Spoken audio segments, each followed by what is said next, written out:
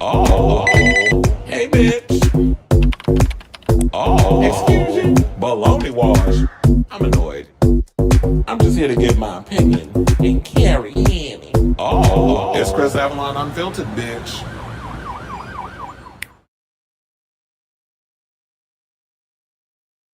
Yo, welcome to Happy Tuesday. It's your boy Chris Avalon, and welcome to a brand new episode of Chris Avalon Filtered, a show we basically talk about all things going on in pop culture and hot topics. So if that is a show for you, definitely stick around because we have a lot of tea to spill today, including we got to talk about the latest fallout from this Kanye West festival over in the UK.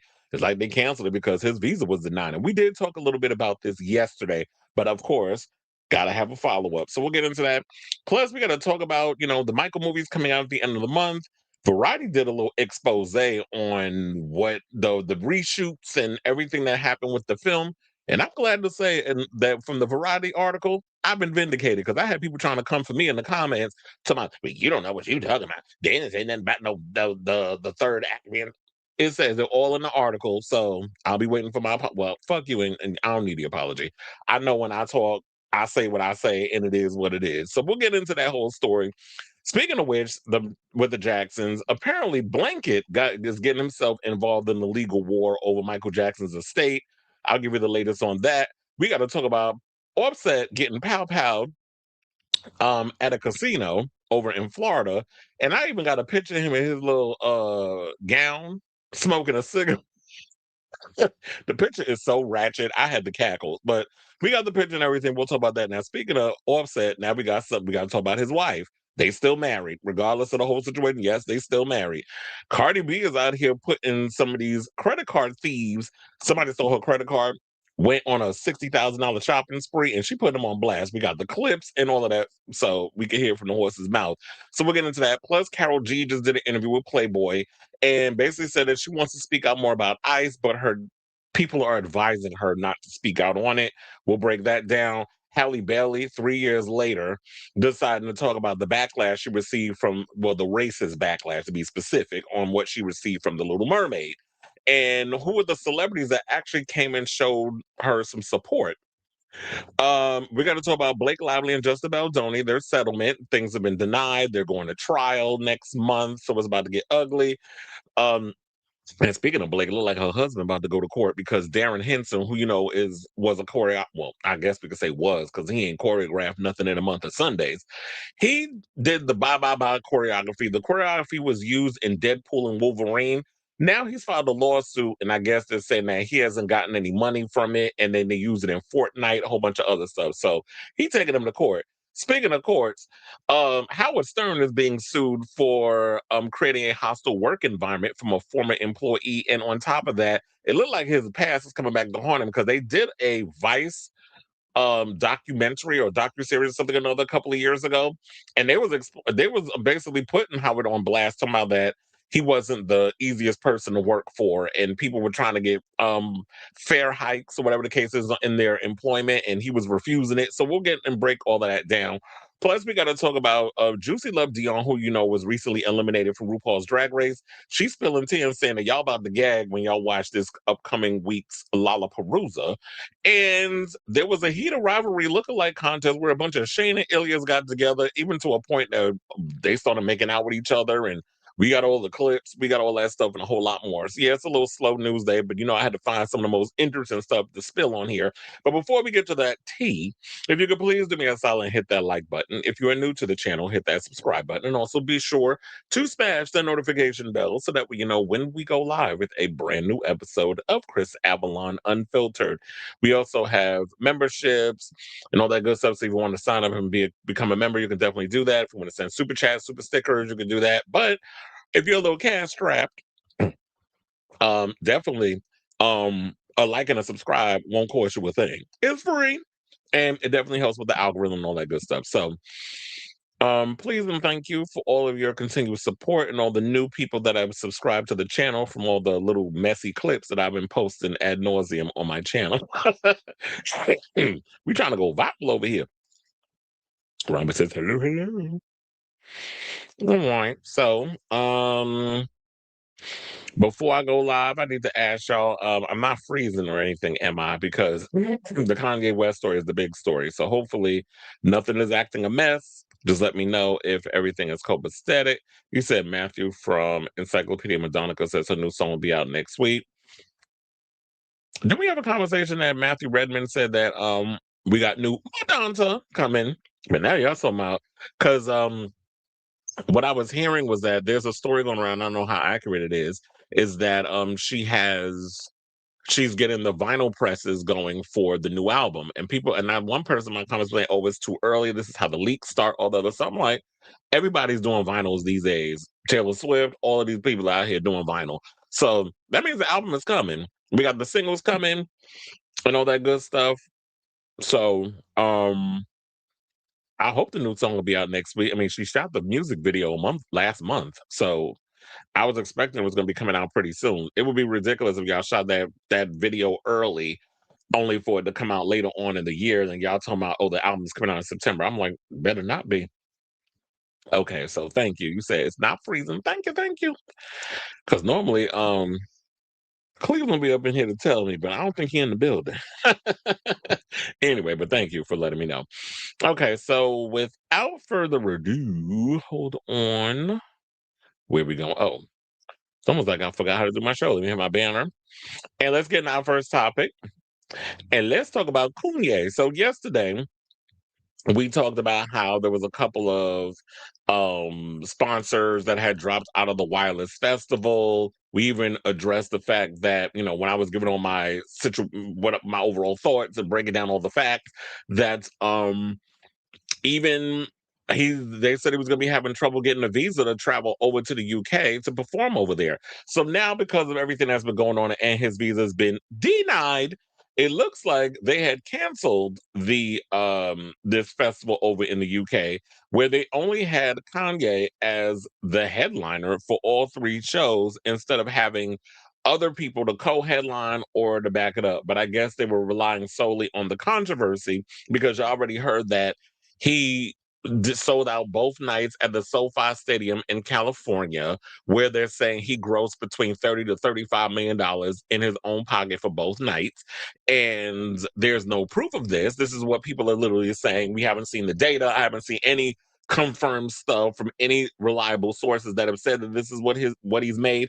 And you've seen people immediately jumping online and being like, well, he don't need these sponsors. Blah, blah, blah, blah. He made all this money in 2 nights. And I'm like, first of all, y'all are not his accountants. You don't even know if that number is accurate. This is just a number that's been thrown out there, and people are just running with it because they want to justify the idea of, yeah, Kanye is controversial. Yeah, they love the fact that y'all love old Kanye. And don't get me wrong, I love old Kanye too. But this new Kanye, first of all, he's been doing way too many things in order to get attention. And I even saw recently what David Schwimmer jumped on social media. Y'all know Ross Geller from Friends jumped on social media and was saying, like, because I know some people are like, well, what does he need to do to get in the good graces of people? Well, he said all this stuff recent, like a year ago, and all of a sudden all is forgiven. And I saw people were bringing up that, well, how come Chrisette Michelle got dragged and Chili got dragged and all this other stuff? And I think the reason, and I've been thinking about this a lot too, and I'll get to this story that I saw that Variety did that breaks it down a lot more, which I'm like, okay, now I thought about it, but I'm like, it's good to have confirmation when you get it from like reliable sources and stuff, instead of just me and my own brain and my own thoughts. Although my brain has never steered me wrong yet. I think it's because Kanye still has a predominantly large fan base. People still love his classics. He has a lot of great songs. Yes, he's known as a genius, if you want to call it that. And I think people were still holding on to what was instead of accepting who he is and what he is. And David Schwimmer says that he doesn't feel like he's done the work. And I feel like if you're going to go in and you're going to say all these anti-Semitic things or whatever the case is, then it's like you have to really go in and show people that you have changed. You can't just say, "Oh, I've changed and I want to meet with a couple of Jewish organizers and all this other stuff in order for them to see I've changed, and please let me perform at this venue and make this money." And it's like, but then the next day, all of a sudden, you have this bipolar rant that you're going to blame your anti-Semitism on, and probably again, or I got hit up, I slipped and fell, and all of a sudden I became a racist. You know how a lot of people like to just make 1,001 excuses instead of just accepting the fact that no, you're just an asshole or you're just a bigot. People aren't born bigots. They're radicalized into believing those things via if it's around you in your childhood and you ain't really been around no damn body. So you just think of that because it's your parents and you trust them that this is the way the world is and this is the world view until you actually step out into the real world and you see the world for what it really is. And then some people have a change in ideology, or some people choose to live with that bigoted fear that they've been fearmongered into by family, by watching things on social media. Because that's another thing too. There's a lot of young people are getting radicalized because parents are not really paying attention to what their children are paying attention to, be it on social media or whatever it is that they're watching. So they're sitting around here watching all these groypers and all these other people on social media that are just spewing all kinds of male machismo, gym, UFC bullshit. And then a lot of these young people are being radicalized into believing this. The future Nick Fuenteses of the world, basically. So, to get into the article, BBC says that the government refused permission for West, now known as Ye, to travel to the UK after backlash to his planned set at the London Festival this summer. Excuse me. For the last several years, West has caused outrage for a string of anti-Semitic, racist, and pro-Nazi comments. In a statement, Wireless Festival said the Home Office has withdrawn Ye's ETA, denying him entry into the United Kingdom. As a result, Wireless Festival is canceled and refunds will be issued to all ticket holders. Now, I posted the actual post on my social media, and some person said that they thought it was that's got to be a lie or AI or whatever. I'm like, how is it an AI or whatever the case is when it's literally what the organization said? Google is your friend sometimes when people just be outlandishly just saying bullshit on social media. Look it up. Google is free. Type it in, look up the sources, read it for yourself if you're not going to take my word for it. And this is from the BBC. You can't get no more legitimate than the BBC for the most part. Now, they went on to continue by saying, as with every wireless festival, multiple stakeholders were consulted in advance of booking Ye, and no concerns were highlighted at the time. Which is literally what I said. I said, but wait a minute. Now, if y'all spoke to the people in advance and let them know that y'all were booking Kanye, why all of a sudden, when we getting close to the situation and everybody's outraged and everybody's upset? That doesn't make sense to me. Because I'm sitting there like, y'all were aware of this. You knew how controversial he is. You known of some of the things that he says, but now all of a sudden, because this whole thing is being announced, oh, I'm backing out and I'm doing this, and it just feels fake and it feels performative to me. And I just think at this point, maybe he is too big, and people are willing to just continue to support him regardless. So they said anti-Semitism in all forms is abhorrent, and we recognize the real and personal impact these issues have had. As Kanye said today, he acknowledges that words alone are not enough, and in spite of this, still hopes to be given the opportunity to begin a conversation with the Jewish community in the UK. Well, clearly they didn't care; they didn't want to hear it, and then now we are where we are at this point. Now, pre-sale tickets for Wireless Festival were released in midday on Tuesday and are believed to have sold out, while the general sale was due to open in midday on Wednesday. So when they wrote this, which I saw this was this morning when I read this article. Wait, hold on. Let me check to see when exactly the date of this story was written. Oh yeah, 2 hours ago. So tickets went on sale. Well, I guess they're way ahead of us over in the UK. So, because I think it might be, if I'm not mistaken, because it's Tuesday here, it might be Wednesday over there. I know they're way a couple of hours in advance. I mean, ahead of us. I don't know how many hours, but I know they're ahead of us. But so they released the tickets on Tuesday, which today is Tuesday in the US, and then they were going to release it to the general public on Wednesday, and then now they come to this conclusion. So it just goes to show like the Wireless Festival, y'all were just messy for this. I feel like y'all were sloppy, y'all were unorganized, and now I would never give y'all money after the way y'all just handled this whole situation. So earlier on Tuesday, they said the Home Office told the BBC the rapper had made an application to travel to UK on Monday via an electronic travel authorization, sorry, which is called ETA. It said the decision to refuse permission was made on the grounds that his presence would not be conducive to the public good. Visitors to the UK need an ETA if they do not need a visa for short stays or up to 6 months or do not already have a UK immigration status. Now, responding to the cancellation of Wireless and the festival's latest statement, a spokesman for Campaign Against Anti-Semitism said, with no headliner and multiple sponsors dropping out, Wireless has had to cancel the festival, which was dumb on their part because you should have had a backup. What is it that everybody else was performing, busy performing at Coachella? You couldn't pull somebody to be, get a couple of people on the festival? They said, now, how did it come to this? Apparently, no concerns were highlighted about Kanye West at the time of the booking. Who were they consulting? A wall? That's what happens when the only shareholders you speak to are those who stand to make a profit. And that goes to show this is a problem that you're confining yourselves to a bunch of stakeholders who are saying, oh, yeah, let's put all our eggs in one basket on one person.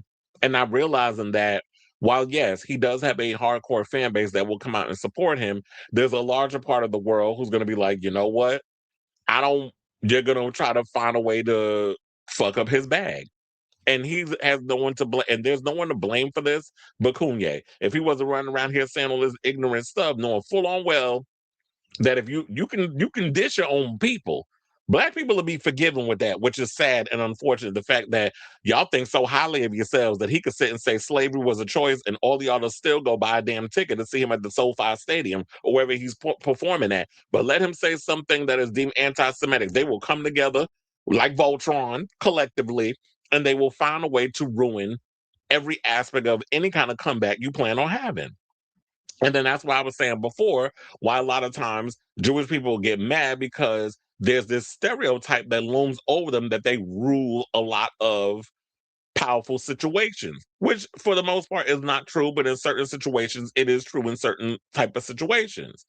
So when the stereotype becomes the thing, and there's always a little truth to a stereotype. I'm not saying there's all the truth, but there's always a little truth in a little stereotype.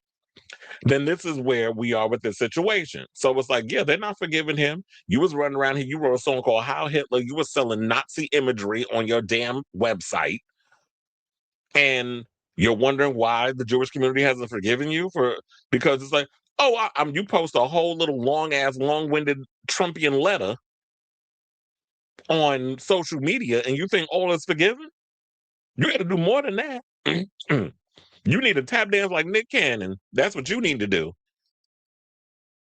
So then they went on to, because this is a long ass article and I don't want to go through the whole thing, but they did say this. They said that Prime Minister Sir Keir Starmer said on Tuesday Kanye West should never have been invited to headline Wireless.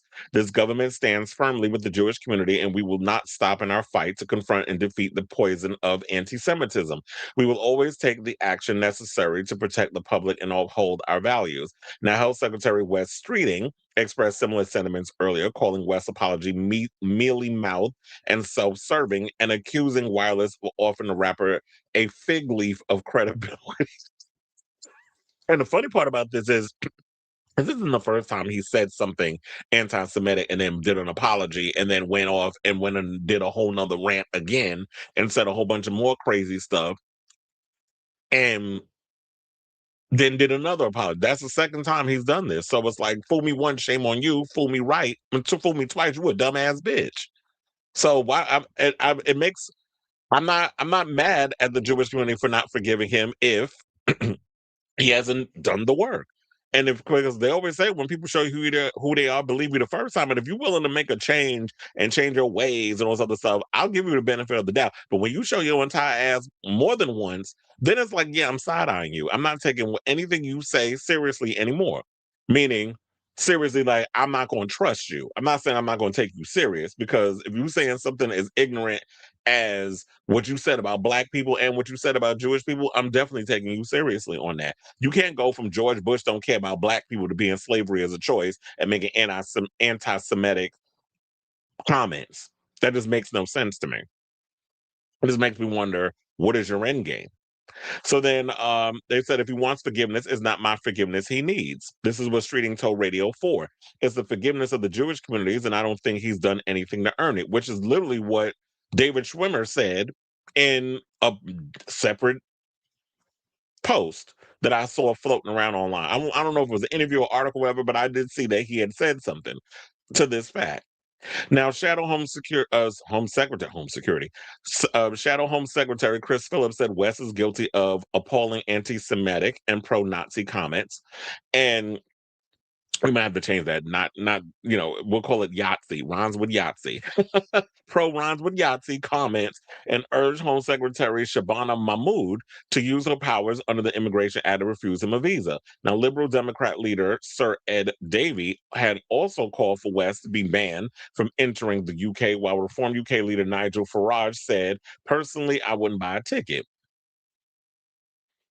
Now, meanwhile, fans and detractors have been getting in touch with the BBC to voice their views. One fan, Courtney, said, "I bought my ticket in the PayPal pre-sale 3 to 4 days ago. I have looked at flights and accommodation, but my friend, she's been a big Kanye West fan since she was about 13, and she just bought her ticket this morning." Okay, well, how old is she today? Because, ma'am, the Kanye that you knew at 13 is not the Kanye that you know at 25.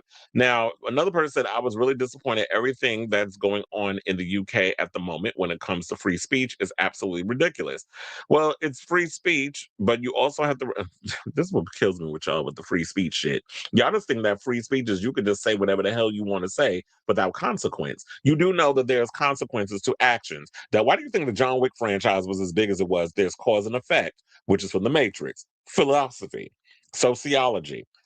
Every action has a reaction. So when you say something that is bigoted and is geared towards harming a community of people, be it your own people, black folks, or Jewish people, they have a right to feel how they feel if you're going to go and say something remotely anti-Semitic, or if you're going to say something remotely racist against your own people. You can't cloak that under freedom of speech. There's a difference with that. But I think a lot of people just hear freedom of speech. They know them 3 words and they think that's just going to be enough, that they could just go off and say whatever the hell it is that they want to say. Now, another by the name of Daniel described himself as a very self-aware fan. They said, "I know that what he said is definitely not okay, but I feel that people should vote with their money, and if people didn't agree with what he said, then they shouldn't buy tickets." So, are you saying that if somebody goes and buys a ticket to a Kanye West concert, that you're automatically a Nazi? Oh, I forgot. We're supposed to change the name. Yahtzee? Is that what you're implying? Because I don't think you understand the difference. But I do agree with the fact that if you are not a Kanye fan, if you like old Kanye, but you don't like new Kanye, and you don't like all the things that he's been said, you don't know where all this radicalization comes from. Like, is it because you were radicalized? Is it because now once you get to a certain tax bracket, a lot of y'all a lot of you Negroes like to show your entire ass? Like LeBron James tap dancing in front of white people and throwing black folks under the bus. There's a video all about that. Look that up. Recently, or when you have Nicki Minaj coming out and saying some of the things that she said against the community, and it's like once you and Stephen A. Smith, who don't know dick about politics, jumping in the political pool and thinking he knows that, okay, if you become senator, you get voted in. I'm like, what? You don't know the shit about politics, and you literally be showing how uneducated you are in politics whenever you open your mouth. It's just ridiculous, but they love it. They love somebody that's good at the tap dancing, and that's what he does. So for a check.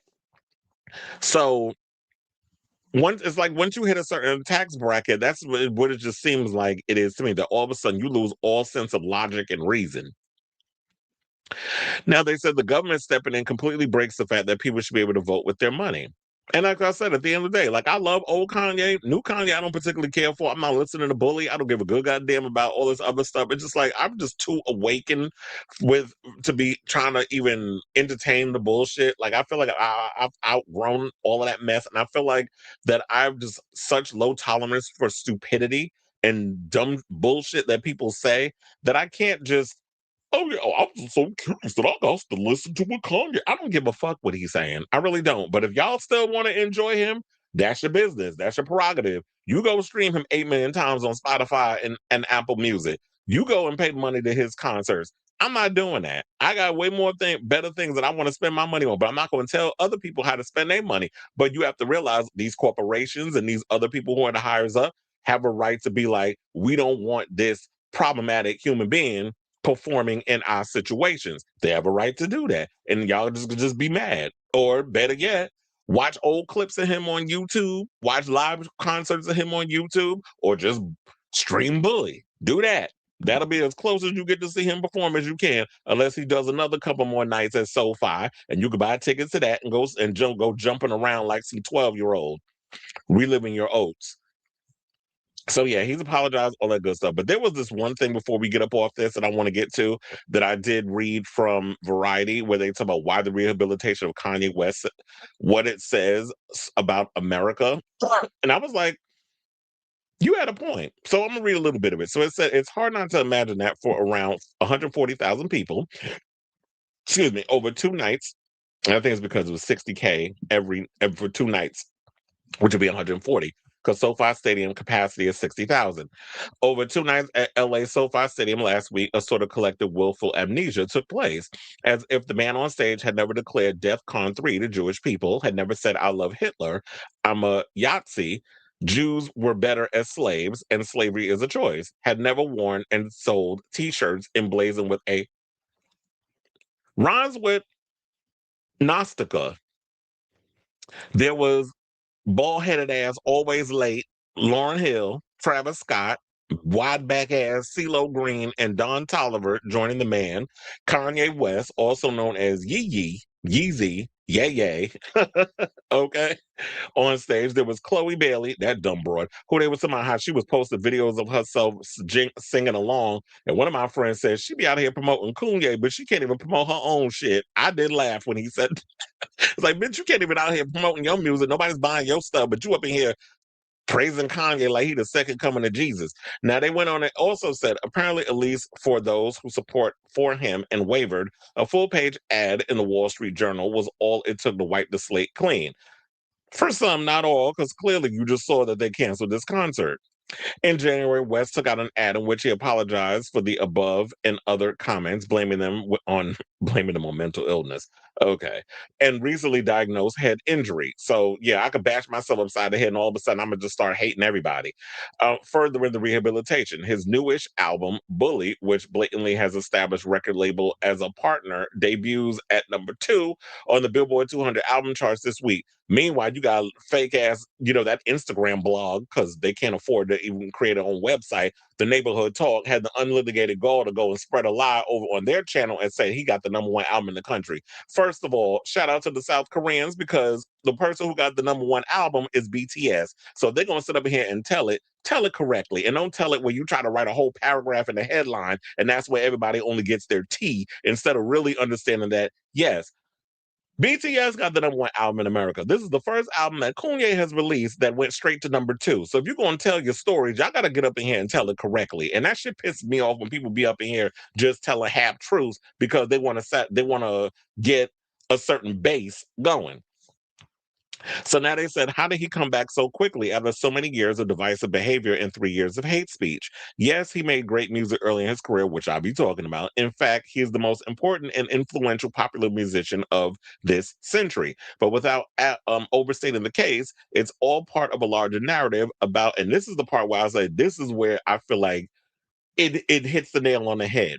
But without overstating the case, it's all a part of a larger narrative about Donald Trump's America, where enough money, fame, and noise can enable a person to be absolved of virtually anything. So I truly believe that that is why Kanye is all of a sudden in everybody's good graces, because he's rich, he has access to everything. He has enough money, he has enough fame, and because controversy, noise, all of that stuff. People live for all of this stuff. The whole algorithm hustling, the baiting, the rage baiting on social media. That's the thing now. That's the thing that gets algorithms jumping. It gets people all riled up. It gets the endorphins going. And I think that that is what is the root of this whole situation. In the current climate that we live in, because this is like a repeat, it's 2.0 of what we got during Trump's term, that when you have enough money, you have enough fame, and you make enough noise, we forget all the things, we excuse all the behavior, and they pull out the little flashlight thingy from Men in Black, put it in front of your face, all is forgotten, and everything is forgiven. And I truly believe that that's where we are.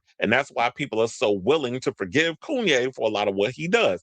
Now, He's got a lot more work to do, a lot more groveling that he's got to do in order to get back in good graces and prove to people that he has changed. And I always say you have to show it in your actions if you truly change as a person. You can't just take out a whole full page ad in a newspaper or a magazine or on social media and think that's enough. You have to do the work. And so he's going to have to tap dance a little harder to get in the good graces of these organizations and these Jewish folks. So I feel like that's all I got to say on that for now, but we'll keep her definitely abreast of this story as it develops because I'm sure there's going to be more coming out regarding this whole Kanye situation or if there's any going to be any more fallout in the future regarding him trying to get back out there and perform in front of a live audience. But I definitely feel like, you know what? Regardless of how controversial and some of the certain things he said, people should be allowed to vote with their wallet whether or not they want to see the person perform. But I guess it depends on who owns these companies, these organizations, these venues. If they want to have someone like a Kanye West who has made controversial things, and if these people that own these buildings or these organizations or these arenas or certain venues happen to be Jewish and they don't like what he said, now you've affected your money and you've affected your situation because these people don't want you occupying their space. They don't get all money ain't good money, I guess, when it comes to certain people and how crazy you go with your mouth and some of the things that you said and what you've written. So this is just going to be a fallout of, I guess, the repercussions of the things that you said. So I definitely want to hear from you all. What do you guys think of this story? Um, whatever you have to say on this, let me know in the comments down below. For some reason I totally forgot to put this on the whole time I was going on that on this whole situation. But let me see um what the people are saying. David Schwimmer is oh please. I mean, I don't particularly care for David Schwimmer either, but um I don't particularly care for him too because I understand the whole Zionist situation. I side eye him on that, but I was just using him as an example. And I don't like Grace Adler either. Her voice is like nails on a chalkboard. I tune in, as you said, BBC. We talking about the network. We ain't talking about that. Did you hear about a new Courtney Love doc? Courtney said in an interview. Yeah, I heard about that. There was something I think she I heard something or another. She blasted Dave Grohl on something or another. I saw that in passing, but you said the UK. Oh, you said they're 5 or 6 hours ahead. So yeah, it's about midnight over there. Oh yeah, I cannot imagine getting on a plane and going to Australia. The amount of hours it's going to take to get over there, 14 hours. But she said she watches a lot of documentaries on the BBC. While Ye has been forgiven, someone asked, "Where's the same energy for TLC because he voted for Trump and MAGA as well?" Well, I think I pretty much said that before. The other thing is that because money, power, and access, and or controversy, and I think it's because when you look at someone like a Chrisette Michelle, which people are like, how you going to throw her under the bus and her career is ruined, or Chili from TLC's career is ruined for endorsing Trump or whatever, but Kanye isn't. And I said because Kanye has too big of a fan base and has said a lot of controversial stuff in the past. It also could be that he's a male. I don't want to just go into the whole male versus female or because y'all don't respect black women. All of that probably does play a factor in it. But I don't think that's the only thing. I do think it's because he has a larger fan base. TLC, Chrisette Michelle only hits a certain demographic. Black people are the only ones listening to their music. Maybe there's a couple of white people that like TLC and there's couple of white people that like Chrisette Michelle. But for the most for the most part, I definitely feel like Kanye crosses all demographics. Kids like him, white people definitely like him. That's where probably getting a lot of his bread and butter. Black, old, dirty backpack click heads, because those were when Kanye was coming up in the days of the Roots and Erykah Badu and all of that, Kanye was doing that conscious rapping stuff too, the common type stuff. But but he was also experimenting. So he hits all the different demographics. I just don't think Chrisette Michelle and TLC has that broad range of fans. And plus, he's still putting out music. TLC basically is relying on nostalgia and old hits to remain relevant. So there's a lot of factors that I feel like that goes in that.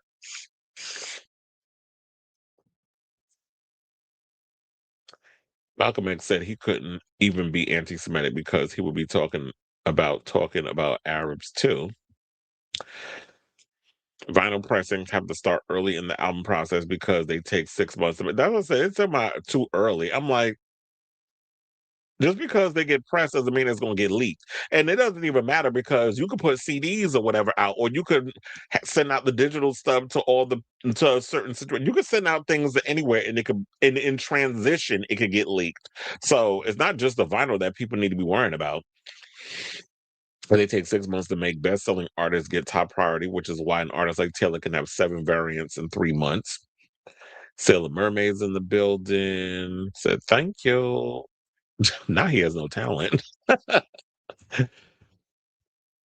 Some folks just can't fathom that just because you have free speech and do what you want doesn't exempt you from the consequences of your actions. Yeah, people see that out. The only thing about it's like y'all only know half the part, which is okay. Freedom of speech. And they think, oh yeah, freedom of speech. I know that part. Let me just say whatever. I said, yeah, but you can say whatever you want to say, but there's consequences with that. You could lose your job, you could lose your livelihood, you could lose all kinds of things just based off of some of the crazy stuff you just be radicalized stuff you saying out here as a public figure, or worse. You run up on somebody and say something derogatory and they knock your ass out. That's a repercussion of your action. You can't just run around willy nilly, not saying whatever you want about people without consequences. What about him and Kim being photographed with Diddy and Epstein? Well, you can be photographed with people. I need more evidence than a damn picture. Like, where's the evidence? What is I need, stuff that was written that Jeffrey Epstein wrote that had black marks or no black marks, redactions and all that stuff to know what was going on. There's been so many people that have taken pictures with Jeffrey Epstein. Jeffrey Epstein was floating around and knew a lot of elites and was knowing a lot of rich people. Don't necessarily mean they was doing anything with him. He was in the room. I honestly think the number one reason he's been forgiven in the eyes of the industry, it could be that male privilege. His fans that'll listen to anything is another, but I think the former outweighs it in the end. Do you think Kanye is far gone to get help? Well, that's not even up to me to decide. That's up to his doctor if he has one. Um, I need to know what level of his mental health is what it is. But is he too far gone? I don't know. I need to hear an interview from him. I need to hear him talk about something. And if he's still out here just saying some real crazy, cuckoo, whatever stuff, then it's like, boy, what is wrong with you? That's the only way I'll be able to tell, like, what is his state mentally. But I haven't really heard him out. He hasn't really been out here doing interviews. All we know of is that he did a couple of performances, and that was it. But he might be because he did blame it on that car accident. Why his brain is all fucked up. Dave Grohl had to go to therapy 300 times for cheating. I mean, I knew about the cheatation, but I didn't know it was 300 damn times. I worked his Foo Fighters concert. I think it was like 2 years ago.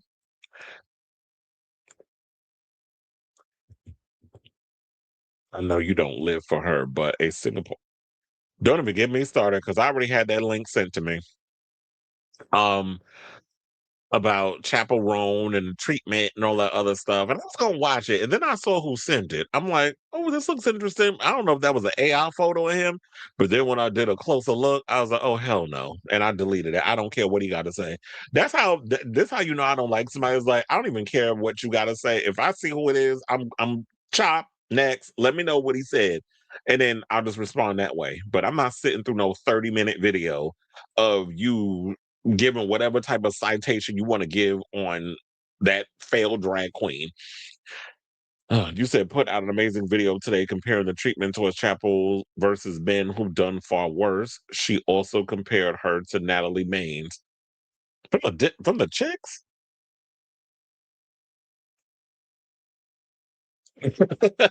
He said, "Came ready to talk." He forgot to put the comment section on the screen. Now I'm rewinding it back.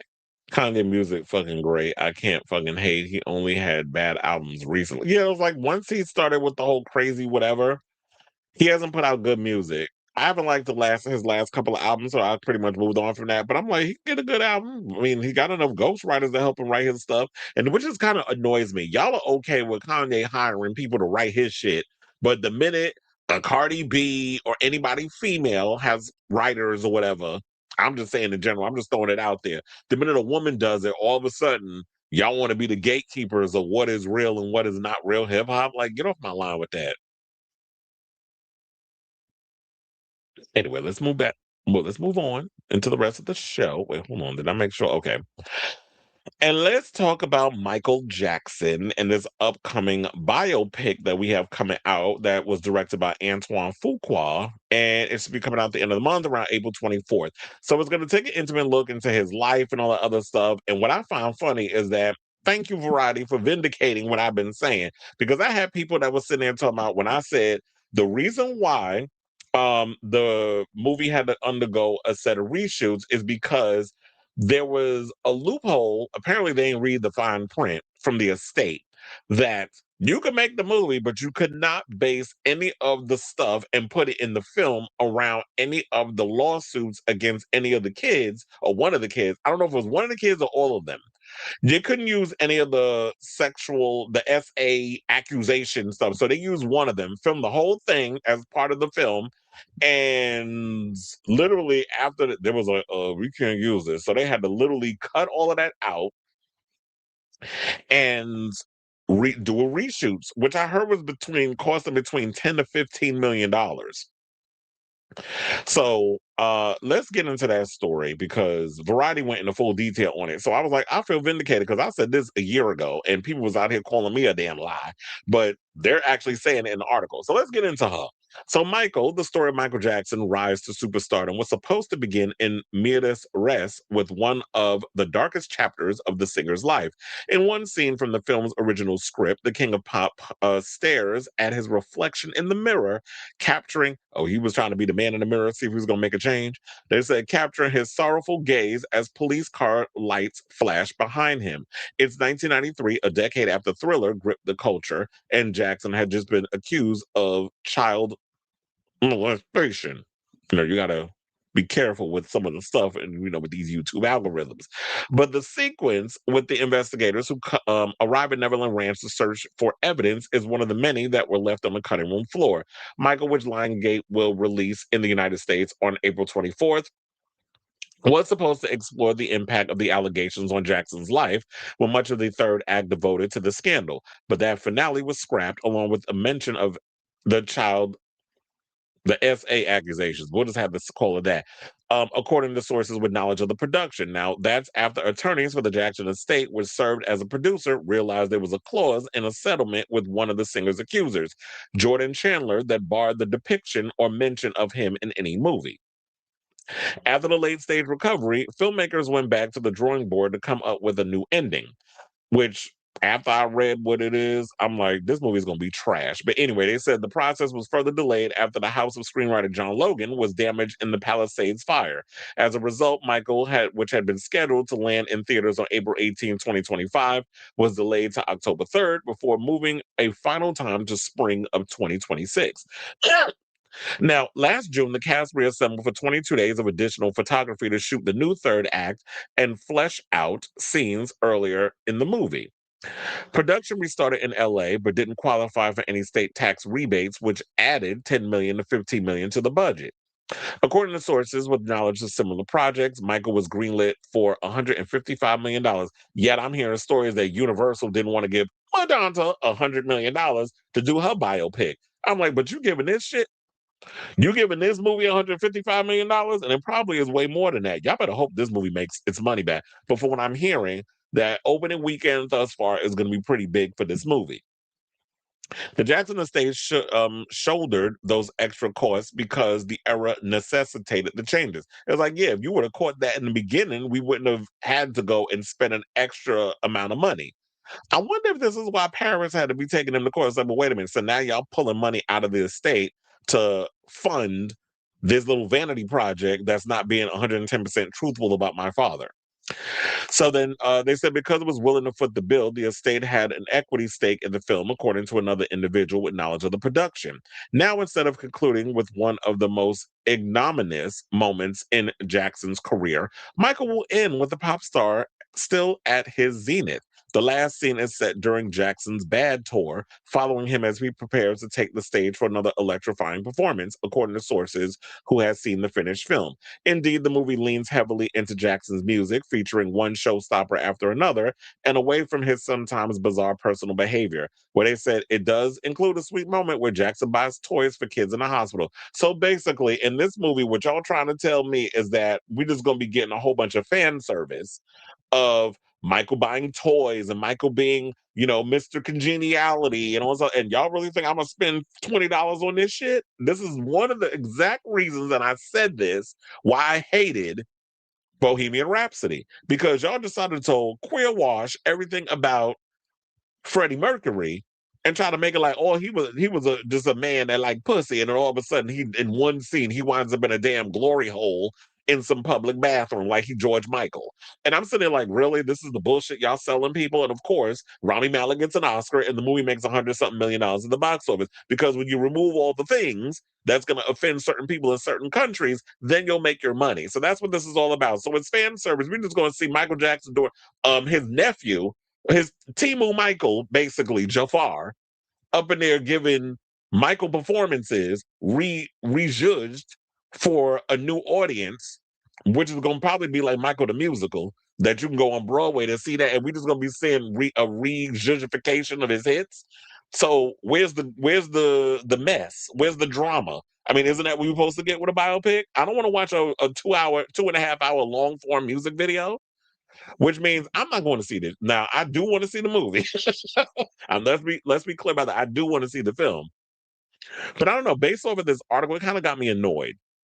So maybe I just need to calm down and go see the movie for myself and then just and then come back with my own conclusion instead of just based on this article about, oh, it ends at the bad tour. And so I guess maybe they're thinking in this way that if the movie does well at the box office, which we know it will, they'll be like, we'll do us a part two and do it kind of like Doom part one, Doom part two, Doom part three. Then we get the Michael movie, we get the rest of it. And we'll see how deep down the rabbit hole they're willing to go with the other stuff and what can they cover and what they can't cover. So there's clauses, and make sure you dot all your I's and cross all your T's so we'll know what clauses can be used so that way we won't there won't be any more issues. So yeah, and then they also said that in the new version, the dramatic tension comes from the singer's relationship with his domineering father, Joe Jackson, who doesn't want his son's solo career to come at the expense of the Jackson Five, the Motown group that put the family on the map. The film will also explore Jackson's recovery from the severe scalp burns he received from a pyrotechnic accident during the filming of a 1984 Pepsi commercial, including the painkillers he started to abuse during that period. So I guess we'll just focus more on the abuse he endured at the hands of his domineering father, played by Coleman Domingo, and him wanting to find his own voice outside of the Jackson Five, who solely depended on Michael because he was the lead singer, and the rest of the Jacksons were playing all the instruments and dancing in lockstep like they was Belle Biv DeVoe or something. Even though, or I was going to say New Edition, but New Edition came in the 80s. Where the Jackson Five came in the 70s, way before I was born. So I guess we'll just begin on that. And then him with the painkillers after the burns and all of it. So it'll give us a little Lifetime stuff, but the dive into the wacko jacko stuff, I guess we're just going to have to rely on old documentaries and things for that. Because I don't think we'll be getting that with this movie. Now, they said Janet Jackson, the performer's famous sister, is not a character in the movie, according to another insider. So y'all didn't even put Janet in there at all. And remember that there was a story that was going around that stated that Janet saw the film and was upset by what was in the movie, which some people went on to say, well, her friend Gil basically said, that's a lie. So they also said Jackson's estate has been consulted on production decisions, and its reps, as well as Jackson's son Prince, who served as executive producer, were a daily presence on set. The artist's other two children, BG and Paris, haven't been involved. Jackson's attorney, John Branca, and estate archivist Karen Langford handled many of the discussions with the studio. Though Jackson is one of the most popular musicians in history, he remains a controversial figure. His estate is aware of the shadow cast by multiple child abuse allegations against the singer, according to knowledgeable execs. Jackson always asserted his innocence. However, the estate was encouraged by the global success of the jukebox musical. And did I say this is literally going to be a live action version of the musical on Broadway, which excuse me, which opened on Broadway in 2022 and embarked on a nationwide tour in 2023. The show, which pointedly ends just before the 1993 allegations break, gave Jackson's team confidence the public will be willing to embrace a sympathetic look at him. It's one of only four new musicals since the pandemic that's still running, and it has grossed over 300 million on the at the Broadway box office. The estate, I think, also the kid from On My Block is playing Michael Jackson. The estate also considered the popularity of the Cirque du Soleil show one in the 2009 concert film This Is It. Now, back in 2024, producer Graham King told exhibitors at CinemaCon, which is next week, by the way, hey, he'd been preparing the movie for years, interviewing hundreds of people who knew Jackson as he determined how to condense the performer's life into a single film because the original cut was more than 3.5 hours. King hopes to turn Michael into a two-part story. Lionsgate and Universal, which is overseeing international distribution, believe there's enough material for at least one more movie. The studio suggests roughly 30% of the material that was jettisoned from Michael could be reconstituted for potential sequels. It's unclear how future films would handle the legal battles and abuse allegations that consume much of Jackson's final years. King has told the studio he would focus on the singer's later albums, including 1991's Dangerous and 2001's Invincible, the purchase of construction of Neverland Ranch, as well as his love of animals. Well, as long as y'all can make it interesting, y'all have to steer clear of the wacko jacko stuff because y'all can't touch that because of legality. If y'all can find a way to make all the rest of the footage, manageable, usable, and tell a much bigger story, I would love for them to dive deep into the Dangerous album. Oh, wait. No, dive into history because we need to know about the team going around with Jew me, sue me, everybody do me, kick me, kite me, don't you black or white me. I need behind the scenes on that and what Michael was going through with the record label and all that other stuff. Y'all need to dive deep into that. And Tom Snedden is a cold man. Remember that? And all the little controversy was coming out when he came out and told his story regarding everything that was going on with his personal life and the tabloids coming at him and all the allegations. I feel like that there needs to be a deep dive into that. And the people that he worked on with that album, consult with them and get inside his head and let us know what was Michael thinking and what were the ideas that was going about and get into that and bring that into the movie. So um one of the things I've always said, like I said before, I always have a disdain for biopics because I feel like biopics don't really get to the root of the stuff. It's always all about fluff and sensationalism. And if y'all want to play it safe, I guess, and just have us live in our nostalgia bag, which there's a lot of movies that's coming out now that's heavily relying on nostalgia, then I guess that's what they're gonna give the people. I mean, I would have liked for there to be a little more, mess in the gumbo, a little more spice in the gumbo. But if they can't touch certain things, then okay. But I definitely would like to understand what was his psyche of like why would he do, why was he in the hyperbolic chamber? Why was he, Bubbles the chimp and all the little weird things that he was doing and the wacko jacko stuff? Like I would like them to dive deeper that even if you don't want to get into the whole child abuse allegations that is still plaguing him to this day because people are still coming at Michael even when he's been 6 feet under for almost 20 years and making accusations of abuse from the past and he's not even here to defend himself. Even with those things still haunting him in the afterlife, there's got to be other things that we could explore in that whole situation if you can't touch any of that. So while it's shout out to Variety for this article, I'm still a little bit skeptical on how all of this stuff is. But I will say this: they said that Michael will open to more than 55 million at the domestic box office, which will be above 2018's smash hit, the movie I told you I hated, Bohemian Rhapsody, which came in at 51 million. And the same guy who wrote both scripts. Initial ticket sales could climb even higher as the release date nears. In direct where they said direct comparisons are tough because Bohemian Rhapsody, which ended up earning a massive 910 million worldwide, was released before the pandemic, and post-COVID music biopics like A Complete Unknown and Springsteen delivered me from nowhere with smaller scale productions. Well, nobody was particularly caring about Complete Unknown. Wasn't that the movie about that Timothy Chalamet was in? That was about Bob Dylan. Nobody want to hear his horrible singing ass. And the Springsteen movie, first of all, I know a lot of people was pissed off with how they put that movie together and felt that Jeremy Allen White did not even have the essence. And I'm not saying that you need to necessarily look like Bruce Springsteen, but at least capture the essence of that character. And I don't feel like Jeremy Allen White, as good of an actor as I think he is, captured the essence of Bruce Springsteen. But post pandemic, I will say this: 2026 has proven to be one of the biggest years thus far, and we're only 4 months into the new year regarding ticket sales and how much money their movies are making to the box office. Scream 8 made a shit ton of money. Mario Brothers, even though people are panning that film and felt like the movie's not that great, it's not as good as the first one, made a shit ton of money at the box office. We have so many movies that came out so far this year that has been doing well financially for the box office. The box office has been rejuvenated. And even that new movie, The Drama, with Zendaya and Robert Pattinson, I heard did a pretty well at the box office. So people are going to the movies.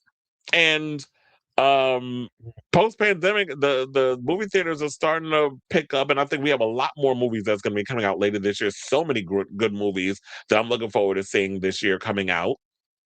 And so the it's I think we're back in the theaters, but I'll definitely, instead of because I know I went off earlier on this whole thing, but I definitely feel like I will check the movie out for myself, and I'll give you my overall thoughts about it when it comes out. But I'm still a little skeptical and side eyeing, and got one toe in and my other toe out in regards to how I feel about the whole situation. But I'm like, I don't know. I'm skeptical, is what I'll just say on that. I'm cautiously optimistic, I guess is the word I'll use. So I say all this to say, what do you guys think of this story based off of what I read to y'all? Because they talking about the studio is hoping that Michael will gross at least 700 million worldwide. Now, if it does, if it makes that money, he'll probably be able to moonwalk across the screen once again, and we'll get a sequel. And maybe they'll dive deeper into the thing. But I feel like if y'all going to dive deep and get into some of the grittier stuff, then y'all need to make sure the state reads the fine print on what they can and cannot talk about in regards of Michael with whatever deal he was making with these kids that was out here accusing them of being inappropriate with them while they was underage. So I definitely keep my eye on everything going in this movie. And like I said, I'll see the movie when it comes out. But I definitely want to hear from y'all. Will you guys be going to see Michael when it comes out? And after hearing what I read to y'all about the whole switch ups and things that they had to come up with at the last minute, what do you think? Do you think the movie's gonna be good, or are you thinking that okay, now y'all kind of being a little hesitant and walking on eggshells because y'all can't go too deep into the dirt? So let me know what you guys think of this story in the comments down below.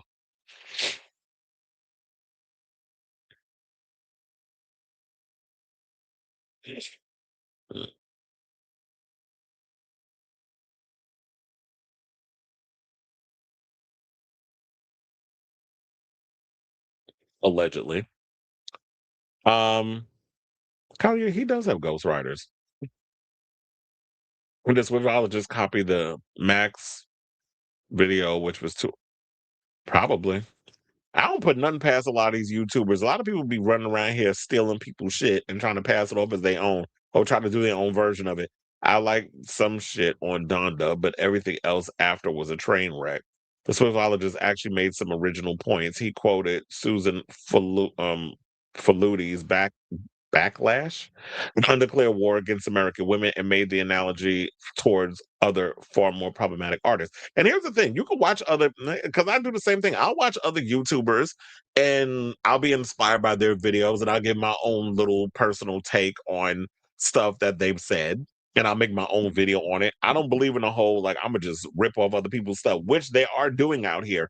And Andy Signor from Popcorn Planet posted this the other day, what is like a lot of YouTubers are being affected by AI because you have AI people, and he showed a perfect example of this, how they're going in, they're copying and pasting other people's work, putting a little AI situation over it, even like literally copying their scripts, because YouTube does keep a script of like everything you say. They're copying all of that and storing it.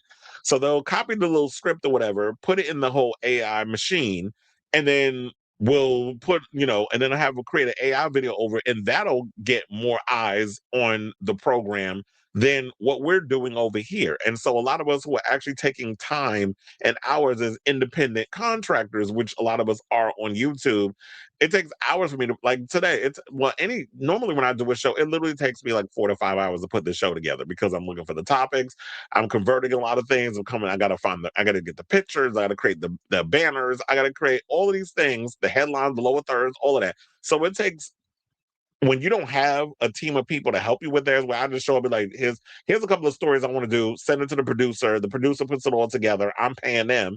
That was what I used to do. Now I'm doing the shit myself.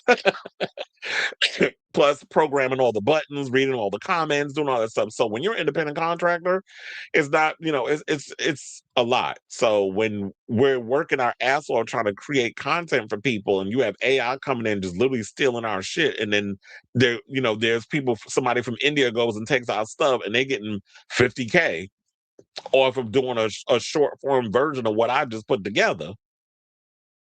That money could have been going in my pocket. That's a Michael, I'll pass. I've yet to deep dive Janet Jackson's brother's music. And funny enough, I know this might be controversial to say, even though I grew up on Michael Jackson, I was more of a Janet fan than I was a Michael fan.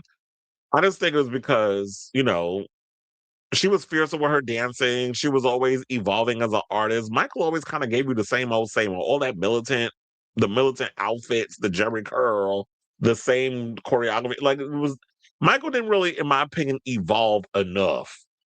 He did little things here and there, but he was just never like that.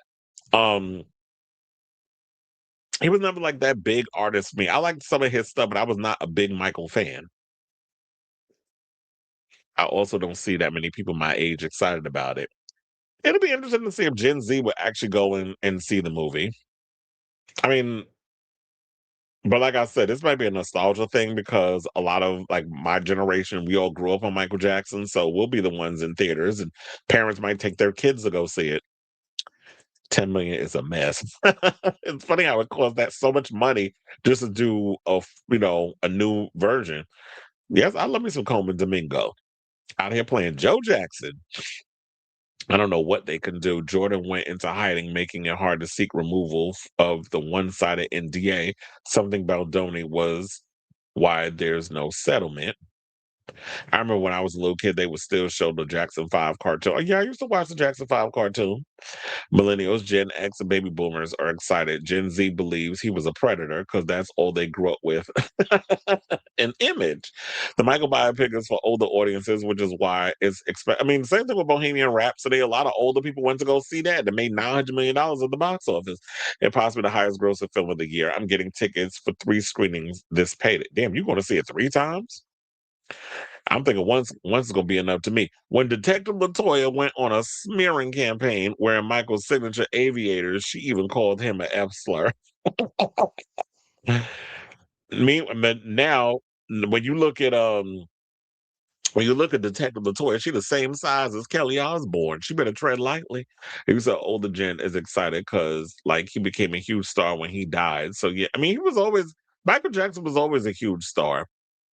Well, you said older Gen Z, but Michael was always a big star. Yeah, Michael Jackson is one of the rare artists who could pop out on stage and stand there for 20 minutes and people start passing out. Men, women, and everybody in between. No other artist could do that. I think the closest of people who could do that is Beyonce. But other than that, Michael Jackson was somebody who just jump out on that little hydraulics shit, pop out on stage in them penny loafers and them high water pants and stand in one spot with them shades on, and people would lose their mind. I'm more excited for a complete unknown than this, but that's because I'm a Bob Dylan fan. The actual biopic itself was booty cheeks.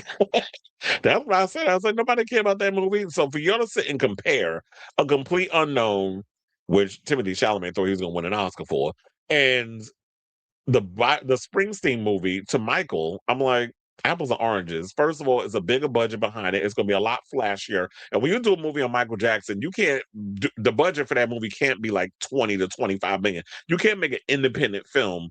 You can't give an independent film budget to a Michael movie, just like you can't give an independent film budget to a Madonna biopic. Madonna has been around for 4 decades. She don't, and I don't even think you could do her as a movie or a movie with sequels like they're trying to do with Michael Jackson. That's got to be a series. The Super Mario Brother movie had a lot of Easter eggs from the old games. I saw it Saturday. Yeah, but I'm from what you said, I'm sick of biopics. I'm looking forward to Supergirl. No shame, but I'm not really. I mean, I'll go see it when it comes out. But so far, I've been kind of underwhelmed with the trailer. I was having this conversation with friends of mine the other day. I've been underwhelmed with that trailer, and you know what I was really looking forward to, but I've been underwhelmed by their trailers as well. Masters of the Universe. I've been underwhelmed by that trailer too.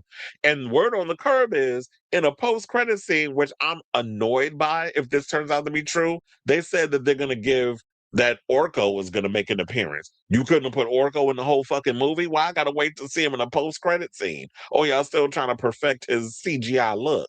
Like I don't understand what y'all could have put him in the whole movie. Why we gotta wait until the post credit or the mid credit scene? We need to see whether or not Michael consummate. No, that'd be the least thing I care about. It says, spoiler alert, he did not consummate the relationship with Lisa Marie. Well, you think they did like then they said that like the Jews they cut a hole in a sheet. If that's how they fucked, if at all. I've noticed that Gen Z is fond of critically acclaimed albums from you. Wait, did you say from you or your? Well, you said Light Confessions, Erotica, The Velvet Rope, Thriller, Abbey Road, but struggle to like anything else from that artist.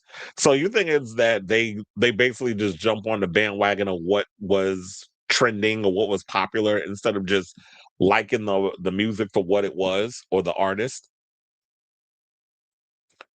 AI is intellectual property theft and artistic theft all the way down. Absolutely. That's why we got to click those three dots at the top, which they tell us so we don't get no AI slop.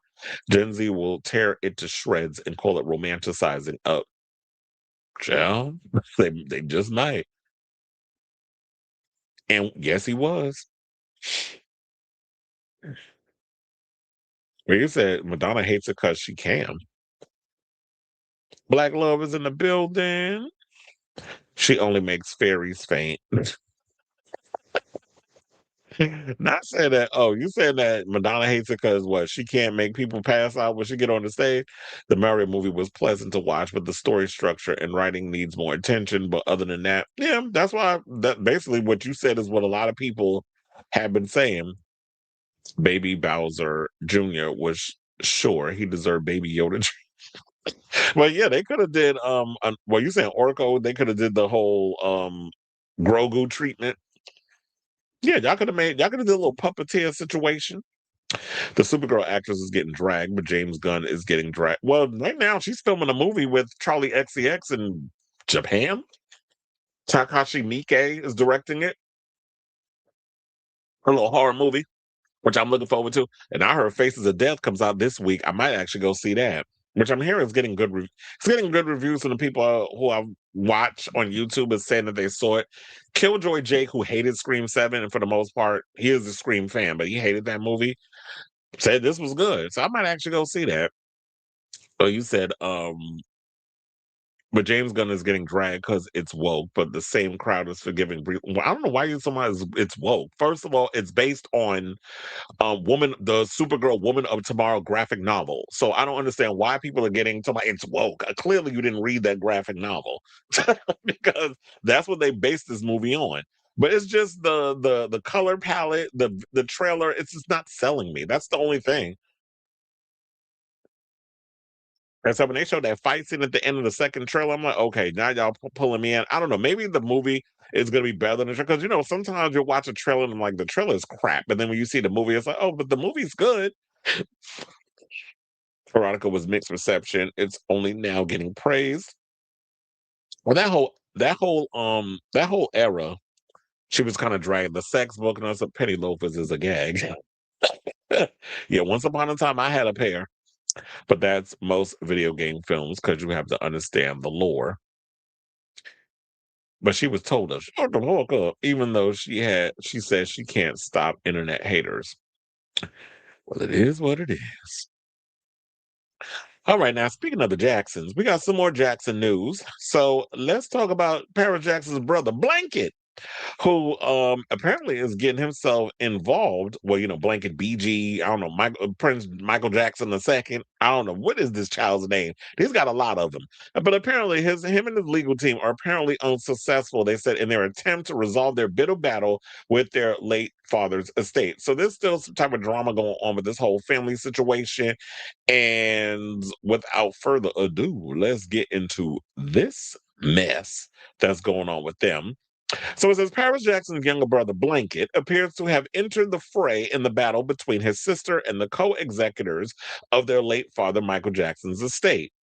Executors John Brinker and John McClain said Monday in legal docs reviewed by Daily Mail, that Paris, who's 28, caused the deal to crumble that she and her brother Blanket, 24, and Prince, 29, had previously agreed to late last month. The team for Blanket, now known as BG, child, why would you call your child Blanket? It's because you wrapped them in a blanket and almost dropped them off a balcony. Um, Where was I? Because now after I read, I lost my place. Okay, so now the team for Blanket, now known as BG, were keen to iron out a pact agreeable to all parties, lawyers for the executive said in court filings. The executors said Monday that they believed they had reached an agreement spearheaded by the efforts of counsel for BG Jackson, who stated in email communications that he spoke for all three siblings and their counsel on the issue. Things took a turn, the executors said in the filing, when lawyers for Paris inexplicably reversed their position entirely and reneged on the agreement that was acceptable to all the parties. And also, I should let it be known the Daily Mail did reach out to reps for both parties, but I don't think they heard anything back. Now, Paris pulled out of the deal just when it was about to close, the executors said in court filings, insisting on a list of demands radically different from the parties had seemingly agreed on just a week prior. The issue revolved around the systems used for the accounting, which Paris has said in court filings she felt needed more oversight. Now, one of the stipulations noted that in the revised pact that was an agreement from the executors to gain approval of the court for all bonus payments submitted to law firms and do work for the estate according to the court filing. The executors said they are open to earlier proposal, but not the one Paris set forth. They added they have never violated any court orders, and this court has never held otherwise. A source close to Paris told the Daily Mail on Monday that from the moment she filed an objection, Paris Jackson had been the victim of disgusting, outrageous smear campaign by the executors and their attorneys. Well, if this is all true, girl, I need you to prove all this, just like I need you to prove that they're mishandling and mismanaging the money. Now, these lawyers are using Jackson family resources to mock, belittle, and attack her for demanding transparency and accountability for people who control every aspect of her family's finances. I'm wondering, is there ever a thing where it was written, or did Michael not have a will that at a certain age, the kids probably will have a say so in like being the official executors who get to make business decisions on their father's behalf? Or is it the fact that they don't really, I mean, based off of what they're trying to make it out with Paris, with her flip flopping on certain decisions, that she don't know dick about business. So they feel like they need to have these actual executors who are well versed in this type of thing, let them handle it. And then we just, going back and forth with the kids and the executors. And yeah, they get a piece of the pie. They getting to live luxurious off of their father's coin. But we get to make the executive decisions at the end of the day because we actually know what we're doing. So they said that the notion that a comprehensive agreement was close to happening, according to the source, was misleading. To be clear, there was never any deal on the table from the party that would have settled all issues between Paris and the executors. The source said that when there was a proposal regarding attorney compensation, the executors and their well compensated attorneys fought to water it down with exceptions and loopholes that would render it unworkable. Which I'll be like, get your own lawyers to read your stuff. So if they trying to come at y'all with any kind of compensation or with any kind of um proposal, whatever the case is. You have your lawyers look it over. If they notice any kind of loopholes or any kind of slick mess they trying to slither up in there, then contest it. Their demands would have allowed executors and those same attorneys to continue operating without any accountability. Now, Michael Jackson passed away at the age of 50 on June 25th, 2009, after suffering a heart attack in the LA mansion he was living in. They said cardiac arrest. Child's a heart attack. Um, Authorities in February 2010 deemed his death as a result of acute propofol intoxication. Now, Jackson had been administered the powerful drug by his personal doctor, Conrad Murray, who told investigators that the singer called the substance, which he took via an IV drip, milk, and said he needed it to sleep. And that was the weird part about artists, that when you are a creator and you're high on that adrenaline, that once you have been performing and you're someone who's a constant creator, it's hard to kind of come down from that adrenaline rush, that high. So you need things in place to help put you to sleep. And unfortunately, he should have been consulting actual people that could have helped him come down instead of, oh, I got to undergo IV drips in order to help me sleep. And it ended up killing him. Okay, so now they're getting into this whole thing about when they were kids and all other stuff, but um we don't need to get into all of that. Shout out to Michael Jackson. Hopefully they work out what they need to work out, but this whole situation is just getting messier and messier and crazier. I didn't even know that Blanket was getting himself involved in a whole situation where they were trying to say they were trying to resolve the bitter battle. And I don't think what I was trying to understand was that, okay, so they tried to reach an agreement spearheaded by the efforts of counsel, and you're saying that you're speaking on all three of your siblings, but I thought that Paris had her own attorneys where she was having her own little separate thing going on. But now he's coming and saying, I'm speaking for everybody. And then now we recently just heard that Prince was the one, I believe the only one, that was a consultant and an executive producer on this biopic that's coming out. So it seems to be that all three of the kids seem to be on their own little journey in regards of what's going on with the money and the executors and behind the scenes business. It's like they all up doing their own thing on, at the behest of Michael Jackson's legacy and his money. Because remember, I believe they said he was $500 million in debt when he died, which is crazy. And they've been able, the executives have been able to turn it around and turn a profit for the Jackson estate. So they couldn't have been out here doing any kind of crazy stuff. They've been able to do that. But according to Paris, she's saying that they've been kind of skimming off the top a little bit and taking money they ain't supposed to be and that they're not entitled to. So I guess I'll continue to keep abreast of this story as it develops. But in the meantime, I definitely want to hear from y'all. What do you think of this story regarding, the Jackson children and the mess surrounding all this man's money and the estate and all that good stuff? Whatever your thoughts are, let me know in the comments down below.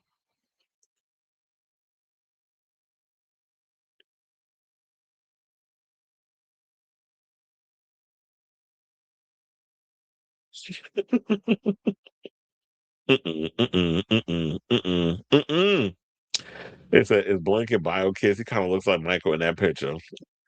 Quiet as it's kept. I've heard that some people said that he might be the only one that is biologically his. The other two, Prince and Paris, I don't know who Harpo, who kids are those? Because I don't know. I was trying not to go there, but somebody had to bring. He said, "Notice how Prince is the only one on the estate side because he's benefiting from most. Probably. That's why I said it's like he's keeping quiet and he's benefiting because yeah, he's the oldest and he's complying and he's going along to get along. And like I was saying before, he is an executive producer on this movie.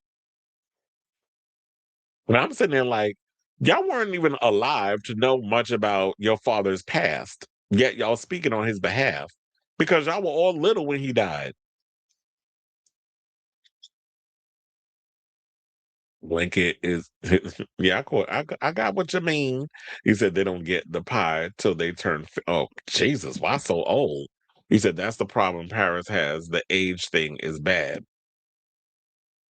She said, "I gotta wait till half a damn century. I'm a half century old in order for me to have to get the money. Because I would have been like 25 or 30. Like, I would have been like, okay, 30 years old. I'd have been like, that's when they get the money. And she's like, what, 27? So she would have had to wait 3 more years. Like that's what I would have did. I would have been like, okay, y'all get y'all inheritance or whatever the case is when you turn 30. In the meantime, you get a little stipend, but I'll give you your inheritance to be able to do what you want at that age. 50 seems a bit much." Michael told them kids to not let people mess with their coin. And if they mess up with the coin, that's why I said prove all that in the court. Street saying they took out Michael just how the child. Because Whitney went out like Whitney and Bobby Christina went out the same way in that bathtub. He said same thing with Prince, the artist. He died of not being able to turn off his mind. And let me tell you, when you can't turn your mind off, which has been an issue that I would have at times. Oh, it's a mother effer when it's like you cannot sleep and your brain is going a mile a minute. And I try not to resort to drugs with that. But people are like, you need to smoke weed and you need to do this. Like, why drugs always got to be an answer for y'all? For what I've observed, the critically acclaimed albums that have a story and legacy are popular for my generation, and even a pan album like not Glitter Child. But look, people do have a sore spot for glitter. I also feel Prince also made sure Paris was taken off the. Oh, that's messy if that's true. And he said because yeah, wasn't she a heroin addict? Saying that was against the will of the estate made, aka blood money, like they said.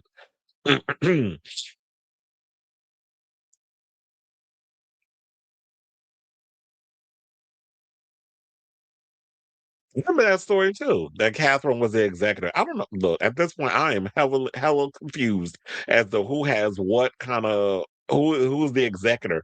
Because I did hear at one point that it was Catherine, and wasn't it BG took Catherine to court? I said, "Oh, y'all going against Miss Pegleg Grandma now? Y'all going against her?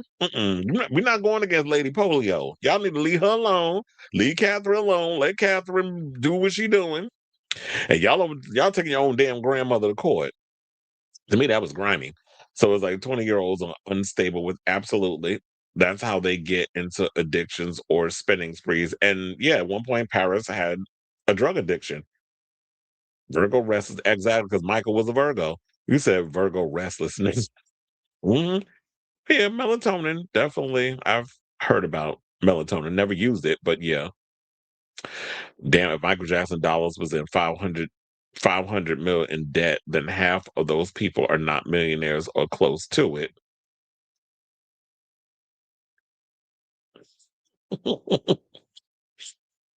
That's why most of the geniuses are dead because Prince wouldn't sleep until he recorded all the music was like full albums. That's why it's like when it's hard to turn that creativity off.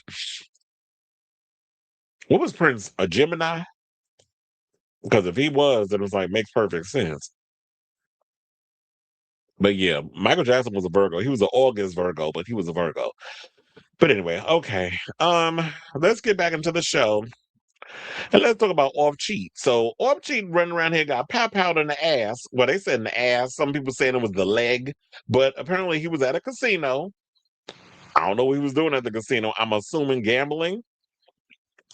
And yeah, so he was up in the situation and he ended up getting pow. And they trying to say that little Tjay was the one that may have had something to do with the situation because he ended up getting arrested in Florida following the high profile powing.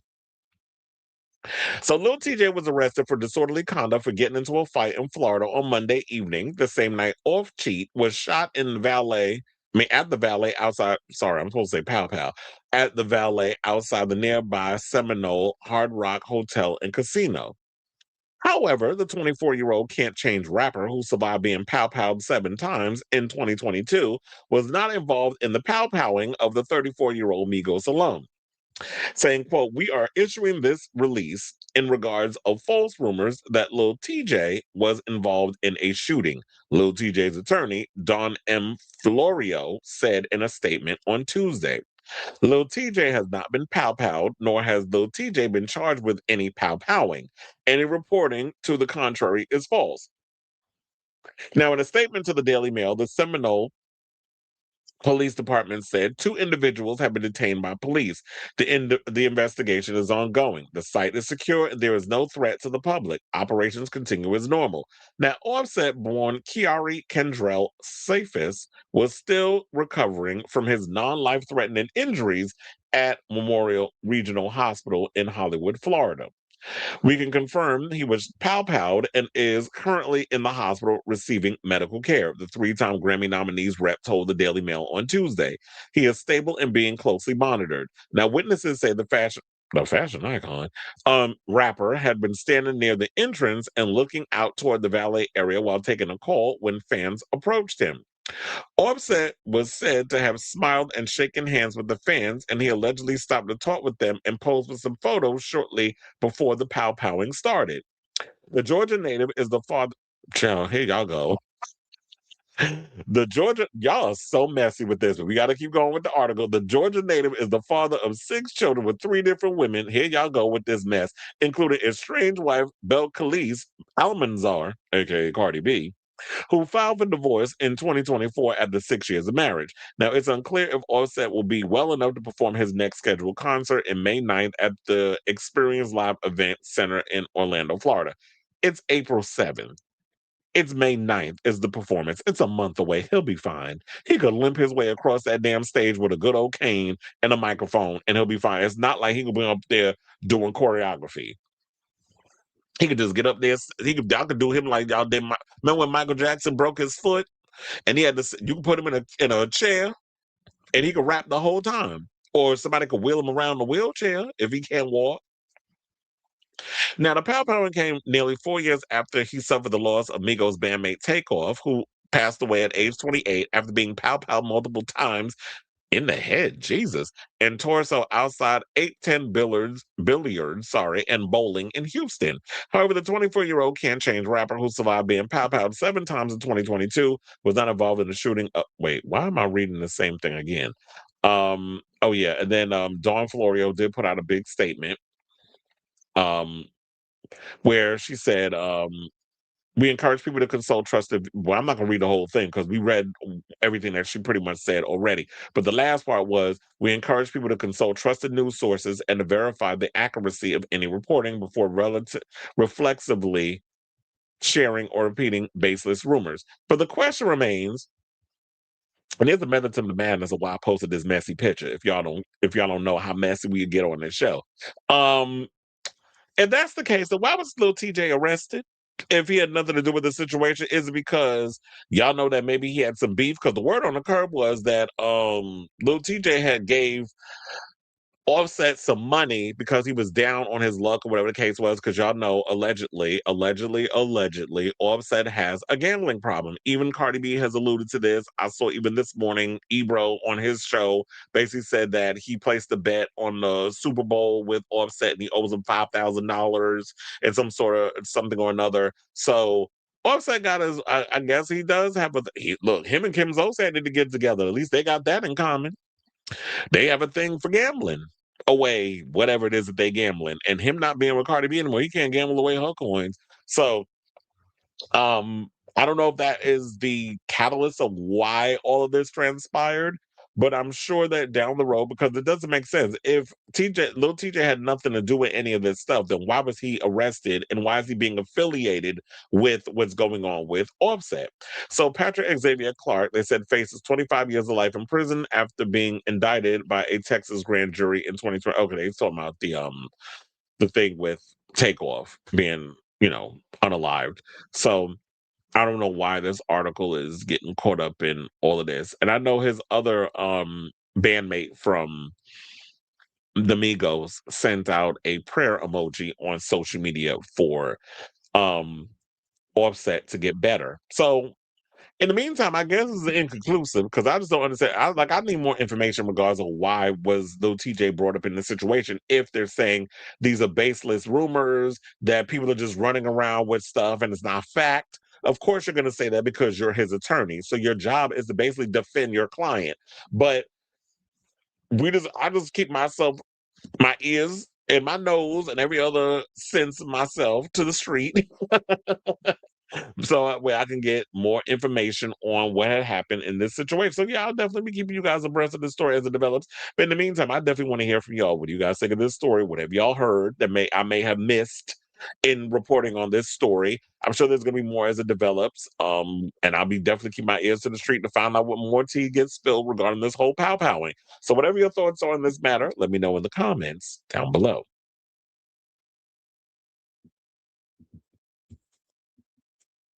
All right. Hold on. Uh, not a tiny Gemini. Damn, what's wrong with wow, did that sound like a read when I said, oh, he was an August Virgo, he ain't a September Virgo.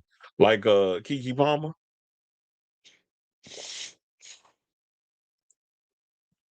Was that shade? Was that a read?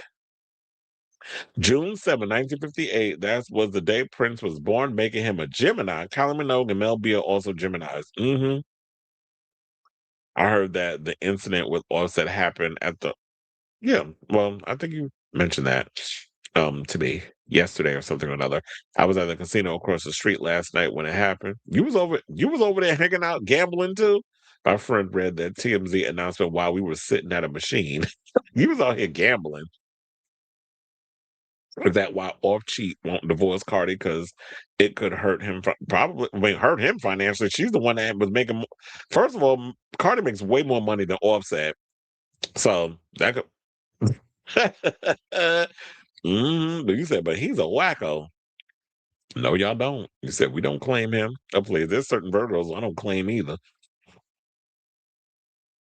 All right, now speaking of Bel Khalees, let's talk about Cardi B. So, Cardi B is out here going on social media talking about that she was recently like because she's currently on her Little Miss Drama tour, and went on IG Live. She revealed that basically she was the victim of credit card fraud and wants to see those responsible arrested. So hopefully they got all the information on who these people were that took the card. That they said that they surveilled the situation because when it comes to credit cards, y'all do know that y'all leave a trail, which I think is dumb. That the fact that y'all be using people's card and thinking nobody's going to trace what y'all doing.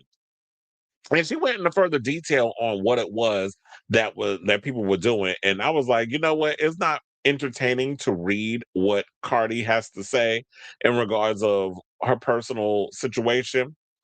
And she said she know who they are and they going to jail. So we got to hear from the horse's mouth because that makes it funny. So let's get into that clip and then we're going to come back and then we're going to talk. Please hold. Here before. Let me tell you something, right? So I'll say about 2-3 weeks ago, I noticed that like 2 weeks ago, I'm gonna say about 2 weeks ago, my credit card was missing, which is funny because I don't know. I don't know if I don't know because I always have it in my purse and everything. But either way, these people, I never seen these people before, so it's like whatever. So let me tell y'all something about me. Y'all know Cardi B don't fucking play about that bread. You know I don't play about my money, right? So my credit card, my Amex, is connected to my phone. Bitch, every single time that something is purchased with my Amex, I get a notification like a nigga is texting me. Ding, ding, ding, ding, ding, ding, ding, ding, ding. Bitch, it don't fucking matter if I go to a fucking bodega. It don't matter if I purchase something online. If something is purchased off my Amex, my shit go ding, ding, ding, ding, ding, ding, ding, ding, ding right away, right? So why I see a purchase, like a $40,000 purchase from Saks from my Amex, and of course I got the notification right away, ding, ding, ding, ding, ding. So I'm like, what the fuck, $40,000 Amex on Saks? So I'm like, maybe Juan, which is Colin's assistant, bought something because he be shopping with my card and everything. But I was like, but it's kind of weird because I haven't been buying clothes like that ever since I've been on tour. Like I haven't really been buying anything. So it's like, all right, more or less. So 35 minutes passed, and then there was a $20,000 purchase on Apple. Right away, I already knew it wasn't no Juan. It wasn't no nothing. Some weird shit was happening. And let me tell you something. Before I even called my accountant called me because my accountants also get a notification. Bitch, I could be ordering porn, bitch, and me and my accountant is gonna get a notification that I purchased porn from my credit card. That's how much I don't play about my money. As soon I was gonna call my accountants when I saw that Apple purchase, she called me before I even called her. She was like, yeah, some funny activities is going on. So let me tell you something. As soon as we saw that it was a funny activity going on, we completely cut off the credit card. But guess what, you fuckers? We automatically called those stores. We called the Saks and we called the Apple store. Let me tell y'all motherfuckers something. Y'all going to jail. I got clear pictures of you motherfuckers trying to get money out of a Chase, which mind you can get money out of. Well, that's another thing about my credit card. You cannot get money out of my credit card. Like, it's like you can't just go to an ATM and just think. No, but y'all tried it. So y'all tried it on the Chase. So I got pictures of y'all going to Chase. I got clear pictures of y'all in Saks, and I got clear pictures with y'all on Apple. Because one thing about me, I don't play about my fucking money. Like, let me tell you, and I'm gonna tell you how y'all look. Y'all look Arab and y'all look Dominican. Like, y'all in between, but to me, y'all giving more like, I don't know, like the Middle Eastern look. One of you is bald headed with a very thick beard. One of y'all look like y'all in your early 20s with curly black hair. One of y'all got a gray silver jacket and you got a stomach. And one of y'all is short and bald with a beard. So it's for y'all motherfuckers. And let me tell y'all something. Y'all are going to jail. Y'all going to jail by the end of the week. Yeah, I got clear pictures of y'all, bitch. Clear in all 3 locations. And guess what? You're lucky. You're lucky that I don't got your address. Because if I get your address before here before. All right, so that was pretty much it because it was like 4.5 minutes. That was the length of the video I could find. I'm sure there's plenty more if you want to get that. She even said that, oh no, the one thing y'all not going to do is mess with my kids' money and start going uno, dos, tres, cuatro. I got 4 kids. I'm like, she is a mess. Where I understand this is a serious situation, but you just make everything just comedy. And I also read that some people was like, ma'am, this is something you should not have taken to social media. You should just let the police and all these other people handle it because yeah, if your credit card information and all the other stuff is getting stolen, you should not be putting that information out here and doing all that. Because another person said that this is your karma because you was gloating when it happened to Nicki Minaj not too long ago. And I was like, here you go. See, the minute you put this shit out here, now you getting them damn barbs started. So I think that was all that was mentioned about that. Yeah. She was basically saying she don't play about her money, all this other stuff. Now, speaking of that, let's go over to some of the comments where I was reading over at the Jasmine brand, which had this video too. I don't know how much they get into it because we already seen the video and I don't want to have to rehash the same thing. But one person said Offset gets pow and your car gets hacked on the same day is crazy work. Another person said, and you got a stomach, and then did laugh emojis. Another person said, and I knew it wasn't no damn wand. Another person said, but she found it funny when Nikki Carr was getting scammed. She see how easily it could be you one day. Well, if that's what we're trying to diminish that to, then you choose to be slow. Because the reality was Nicki Minaj was saying a whole bunch of shit about Cardi B, and Cardi B was clapping back. So when you are one of those type of people, and like we like us New Yorkers a lot like y'all down in Miami, where it's like, if when you go low, oh, we go into the fiery pits of hell with the reads. We don't care. We dragging everybody into the conversation. We talking about your cockeyed ass kids. We talking about your ugly ass man. We talking about your retarded looking at bald headed ass mother. We bringing everybody in the conversation, and it's no shade. It's just the way that the cookie crumbles. We don't play fair. We don't fight fair. So another person how to get that card though. So it's clearly somebody in your camp. You really need to be paying attention to how people are getting your information because if it's your card or they had your credit card information and they were just shopping online or well, she did say they went down to the store. So how they get their hand on your card. The card ended up, or maybe Juan had it and misplaced it and wasn't honest, or whatever the case it was. We didn't find out about the Amex card. Like, I don't know what had happened. Like, you need to retrace your steps and find out how your card got misplaced and how these people got their hands on it. So I do feel like I'm glad you put it out there and I'm glad you're revealing this. But one thing you need to do is check your inner circle and find out how your stuff is getting, who's out here being dishonest with your shit. That maybe somebody in your circle is a thief and feeling like they not getting enough out of you. Because I be feeling like if I'm paying my employees good, there should be no reason why my shit is going missing. Or is it that because you have, especially in hip hop circles, there be so many people floating in and out of rooms, or people be bringing too many entourages in situations that your stuff gonna end up disappearing or going missing, or whatever the case is. And my thing is, don't take everything. This is not something that should have went to social media, although it is good to bring awareness if you're being a victim of credit card theft. But if somebody's going and spending thousands of dollars on your card and thinking you're just gonna pay that off, this is something that you should have just got the police involved in. So shout out to you, Cardi B. And like I said, I knew them people was gonna come up in here and say, the whole thing regarding, oh yeah, well, Nicki Minaj, it happened to her, and you already knew there was going to be some situation. But somebody in here said, I remember when someone cloned my credit card and went to Lowe's to buy all the materials to redo their kitchen and filled up their gas tank. I mean, I should laugh, but I was like, they was getting real specific. They went to Lowe's of all people, of all places, to buy all the materials to redo their kitchen and fill up their gas tank. So um yeah, it just goes to show that I guess that's what it is. Maybe somebody cloned her card. Who knows? But yeah, check your inner circle, Cardi.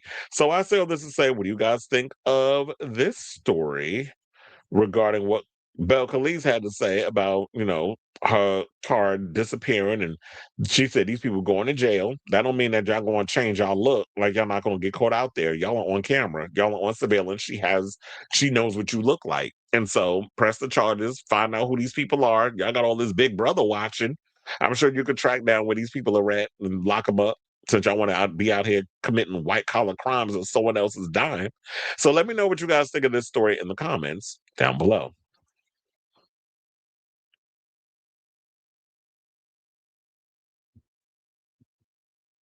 I ain't hear that. Trump out here saying a whole bunch of shit, but I'll be checking my regular, sources to see what's really going on with this whole situation. Tehran says, hello. I was watching Cardi's fighting clips of Love and Hip Hop. That's how I fell in love with her way back when. Her tour performances are getting better too. Yeah, she definitely gives a good show, even though she doesn't like coming out on damn time. Because the first night when she performed at the Garden, she was an hour late. Second night, I heard she was a half hour late. And she definitely gives, I know she surprised a lot of people. She was giving a Beyonce style type of show. Dancers, crazy stunts, and all kinds of other like big props and all these other things on. So she definitely was throwing a lot of money was put into this tour. But I fell out of love with her. She's straight. I mean, you said she's all right though. Can we send the Barbs to the Shady Pines? Her New York accent is everything. She ain't never gonna get rid of that. All right, y'all. So now let's move on with the rest of the show. And let's go from Cardi B to Karol G, who recently did a Playboy. Um, well, she's bearing her soul. I don't know if she's bearing her body parts in Playboy magazine. And she's opening up about a lot of things. I think Sofia Vergara interviewed her, but she's in there talking about you know, politics, and says that she wants to speak out more on politics, especially the way ICE is treating a lot of the Hispanic community, because she is Colombian. And I feel like the only person who has really come out and gone up against a lot of the Trumpian dystopian type of mess regarding ICE and the treatment of Hispanics has been Bad Bunny. And I think there are other artists who want to follow his lead, but she said that she's been advised to kind of like steer clear of the politics. So she said, people will say it's better you don't, the Colombian Grammy winner says in an interview accompanying her new cover of Playboy. Why? Because if you say the thing, maybe the next day you get a call. Hey, we're taking your visa away. You become bait because some people want to show their power. And that's a way that they want to go and silence you. And Bad Bunny's like, that's fine. I'll go to other places and I'll perform. But, and y'all just have to lose out on money, which our economy is going to shit thus far. So the music superstar, who will be the first Latina to headline Coachella at this year's music festival, which isn't Coachella this come in a couple of days? Actually, I saw they put out the list of the show times of when each person's going to go on, but the print was so damn small. I was like, I don't care. I'll just scroll whenever, whatever, because I can't. I'm like that damn print was so damn tiny. My eyes was hurting trying to read it. So, and that was on Instagram. So yeah, she said that I have a huge stage and that's why I want to wait. And if someone was ever to do something to me, I want to stand firmly on my stage for my community. So that's why I may have to be more careful and wait for my turn and ensure that through that opportunity I talk and represent something more. She asks, but what impact does she really have to say ice out versus something else that can have a real impact on my community? Now, in a wide-ranging interview, the Emmy-winning writer Paola Ramos, she admits her. Okay, this said so it was that's what she was in because I was like, why did I see Sofia Vergara's name pop up? She admits her team would kill her for saying ice out, but I'm willing to say it, she says, if I'm being honest with you, it's something that crosses the line of what I have to do to protect myself. But at the end of the day, what is my role in if I'm in this position? Well, look, I say that if you want to go and do politics and say certain things, and you want to be able to really push that envelope and really go out there and say, do it because you want to do it and not because you're being forced to do it. Not every artist has the strength, the wherewithal, or the backbone, or the bandwidth to even jump in and get political. There are people out here who are trying to get political and they sound dumb as fuck, Stephen A. Smith, that, people that don't know a damn thing about politics but are jumping in it because it's a grift. And then there are people who are revolutionary because you have to realize music and politics have always gone hand in hand. So when you hear people come, well, y'all need to just shut up and sing or whatever the case, I'm like, where the fuck have you been? Because if you want to take it back to the days of Vietnam, there was a lot of artists out here. I mean, that's as far as back I'm going to take it, but I'm sure you can go further back. And there were people that were being political and that stuff. But the most I really think about is me knowing music history is the time of the Vietnam War. There was a lot of artists who were going out and juxtaposing politics in the music. And y'all were all for it. All y'all that was kids once was here for it. Now that y'all are older, all of a sudden y'all got a problem when your generation was the ones that was out there pushing about the Vietnam War, women's lib, and all these other things. Now y'all hate women. Now you can't talk politics and music. I'm like, so y'all, what did y'all get brainwashed into not knowing your own damn history of music and politics have always gone hand in hand? Not everybody should have to speak on it if you don't have the ability to do it. And also, I think Karol needs to understand that, sis, your name is on the marquee and you are the boss. Those people on your team work for you. So they're running around to my, well, I don't think it's a good idea for you to say, it's like, bitch, I pay your salary. You don't sit and tell me what you think. Or you going to advise me on anything if I'm the one that's going to have to stand on this. You're worried because you think if I go out and say ice out or whatever the case is, or if I decide to use my platform on stage as a performer to liberate and make my people feel, yeah, liberated, larger than life, wanting to go against the establishment because the establishment is trying to diminish who you are as a human being. If you think that's bad, then you go work for somebody else that literally will keep their head down and just sing the hits and mind their business. If that's what you feel like you want to be comfortable and wanting to keep that mess up, you go ahead and do that. But that's not the artist I want to be as I grow and as I evolve further in making music and becoming one of the biggest Colombian superstars of the world since Shakira. So that's basically where she is. Now, they say Karol G is the first Playboy cover from the magazine's new chief brand officer and editor-in-chief, Philip Picardi, whose appointment was announced in March. Karol G is a perfect embodiment of our new era of Playboy. As an artist and performer, she deeply understands that sexuality can be a powerful storyteller. Her collaboration with photographer Gray Sorrenti felt personal and intimate. The photographs communicate a seduction that doesn't need to shout in order to be heard.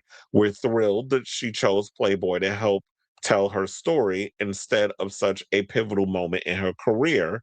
And we are grateful for her vulnerability and trust, both in the images and in her conversation with Paola Ramos for our cover story. She has some big old boobs too. Oh, so this is where I was, where I read the Sofia Vergara thing. So they said Carol only asked fellow Colombian Sofia Vergara if she should pose for Playboy. She said, "Mijito, with that body, when you get to this age, you tell yourself, fuck, why didn't I pose that one time? I should have posed more with a thong." She says, recalling Vergara's advice, just one thing, don't show your pussy. Well, Playboy is the one place you won't be able to show the Virginia Slim. That's the one place you won't. Now, if you was talking about Hustler, then it's like, okay, you showing full on vag. But Playboy was more subtle with the nudity. I mean, maybe you saw a smidge of lip, but bottom lip, but you didn't really get to see like full on, spread open the cootie cat and all that, man. You wasn't seeing vulgarity in Playboy. So she also told her to have a reason for doing it. She said, "Why do I want to do this? Because I want to. Because I grew up inspired by how beautiful the women in the magazine looked. But now I have the opportunity to be that beautiful, sexy mama sota in the magazine. Why not?" Playboy's spring issue will hit newsstands on April 14th. Karol G's full cover story is available to new and existing digital and print subscribers only until the magazine arrives in newsstands nationwide. So I'm wondering, does that mean she's gonna be butt naked up in there? Because some of the pictures I've seen, she's in a bra and a t-shirt, and she's naked on in this picture that you see with the Playboy cover. But I'm like, now, how much is she showing? Because I know it's like with Playgirl, and Playboy, they've kind of become more Maxim magazine-ish or Victoria's Secret. They've kind of gotten a little PG-13 with what it is they want to show versus a little R-rated. So I don't know to what magnitude, but I'm sure like once the pictures start coming out, I'll do more research to see if she showed any nippleage or boobage and areola and all that mess when it comes out. But she's a pretty girl. Look, she's single now. She ain't with Fade anymore. So we'll see how that all works out once the thing is released. But shout out to her. And like I said all I need to say about the politics is like speak on it when you have the strength or the wherewithal to be able to just speak on anything political. Don't just jump in the whole political space because you think it's the trendy thing. Speak on it if you have something to say, and damn those who have a problem with it. So I say all that to say, what do you guys think of this story regarding Karol G saying that she wants to speak out more about ICE, but she has people in her circle that's telling her not to. Maybe they're looking out for her well-being, but I also think it's probably they're being selfish on their own because they don't want her to deal with the backlash. But that comes with when you stand for something, you're going to deal with trolls who have a problem with you having the balls to speak out against, fascism or bigotry. It comes with the territory. So let me know what you guys think of this story in the comments down below.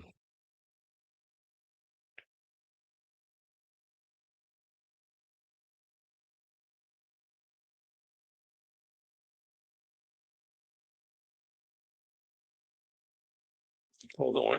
Oh, it's like, well, people really obsessed with the late starts. It's like they feel their time is valuable. I mean, it is when you and then when you got to deal with people. What's Cardi coming out? What time this show supposed to start? And it's like, she was supposed to start an hour ago. So at this point, I don't know.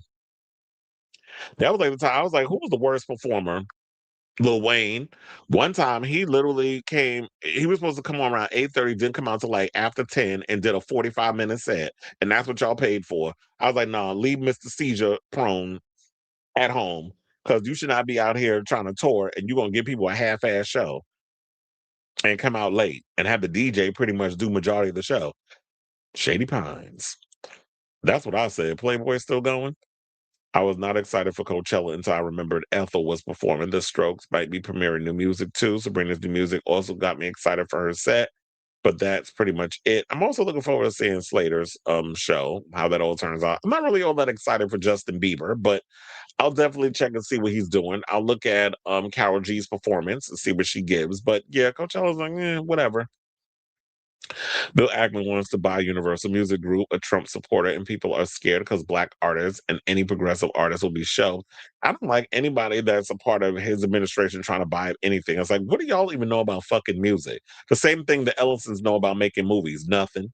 Like Taylor Swift and Drake and chart success will be the only ones allowed to issue music. Well, we'll see. What's up, Chris? I've been missing your live alerts. Yeah, I don't know what's going on with that.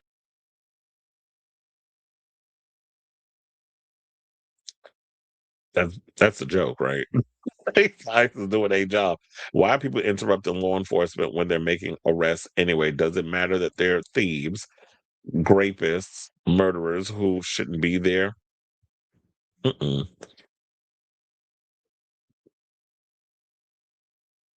Well, thank you. Okay. All right, y'all. So let's get back into more hot topics. And let's talk about Halle Bailey, who 3 years later has decided to get weigh in on all the backlash that she received from what was it, the Little Mermaid, because she's got a new movie coming out. This might be the first, isn't this like the first movie since The Little Mermaid that she's got coming out? So anyway, she's got a new movie coming out with Ray Jean Page, where they're stuck in some villa in Italy. It don't look that ain't my cup of tea, but if you like it, I love it. But anyway, so she has this new movie coming out, and she is weighing in on a lot of the backlash that she had endured because a lot of people had a hard time seeing a black mermaid on the big screen. So 3 years after the release of Disney's live action Little Mermaid, Halle Bailey is looking back at the experience of playing Ariel and how she ultimately felt freed by the the discourse that erupted around her casting. Racist trolls were outraged at Disney for casting a black actor as Ariel, which made Bailey the target of online harassment from toxic fans, but she doesn't look back on the film's release with any negativity. Now, speaking to The Independent on the press tour for her latest film, the rom com You, Me, and Tuscany, Bailey said, Little Mermaid was a beautiful experience for me, and I feel like it taught me to listen to myself and the good voices inside. I learned how to block out the noise. How do I explain it? She continued. It was actually freeing to be in the middle of this conversation where so many different opinions were coming in and they were so opposite from one another. I felt like I was watching myself inside a cup, seeing how people react to it. Growing up in the industry can really develop your sense of self. And for me, it keeps me grounded in a way. I know for some people it's the opposite, but I will always think to myself, none of this is real. Bailey explained that she often goes into nature to get perspective. She needs to stay level headed in Hollywood, saying, I love feeling small, realizing that the world is so big and beautiful, and I'm just a tiny, tiny part of it. The fact is, I'm here. The fact I'm here is a blessing, and I'm grateful to be doing music and acting. But at the same time, this is not what matters in life. What matters is keeping our feet on the ground and holding the people we love. Now, amid the racist backlash, Bailey heard for fellow actors like Rachel Ziegler, and said Zendaya also reached out and Ariana Grande was so nice. As women, I think we form a little protective bubble around each other, especially when we see a peer going through lots of opinions. Rachel was definitely one of those people because Rachel was dealing with her own stuff regarding Snow White and said that she loves her. And then we also understand what a valuable, vulnerable place it is to be. And at the end of the day, we are young women. We're self conscious. We're insecure. I'm insecure at times. And sometimes the opinions of people can muddy your own thoughts. So it's special to have a community who's there to say, you're amazing. We're here for you. So um, when the Mermaid movie opened up in May of 2023, she did tell The Face that as a black person, you just expect the kind of racist backlash she endured for being cast as Ariel, and it's not really a shock anymore. Yeah, it was like we all kind of sensed it was coming and stuff, but um just thought, I don't look.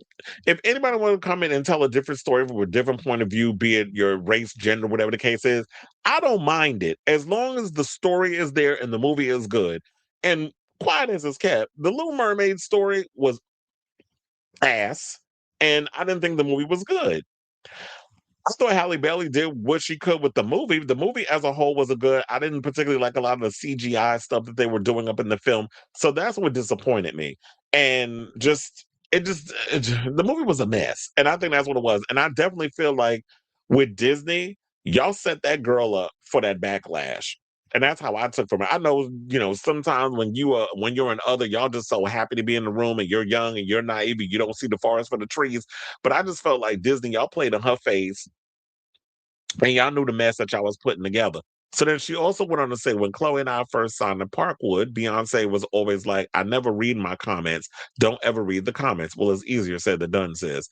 She said at the time, honestly, when the teaser came out, I was at the D23 Expo and I was so happy. I didn't see any of the negativity. I know people are like, it's not about race, but now that I'm her, people don't understand that when you're Black, there's this whole other community.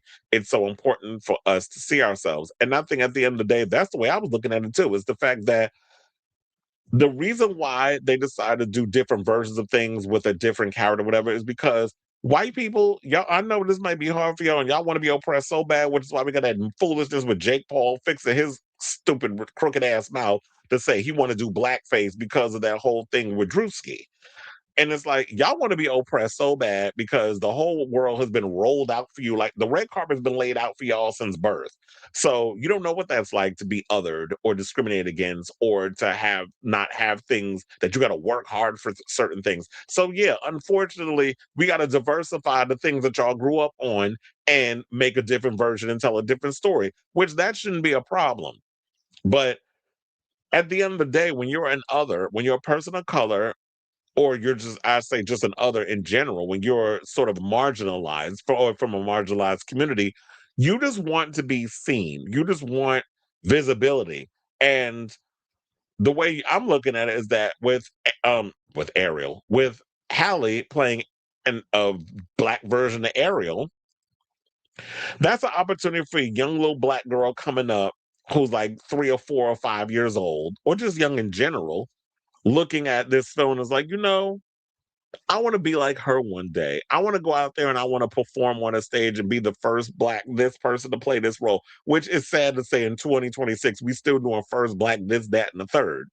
But you want to be able to play a different role that you normally wouldn't see a person of color playing. And I think that's the way people look at it. Everybody else want to come in with their damn racism, but that's not how people of color looking at it. They're just happy to have their moment. It's the same thing like with Black Panther. The minute Black Panther came along, and you see how collectively Black folks of all walks of life felt empowered from that movie, from those movies. But I would say more or less we want to focus on the first one.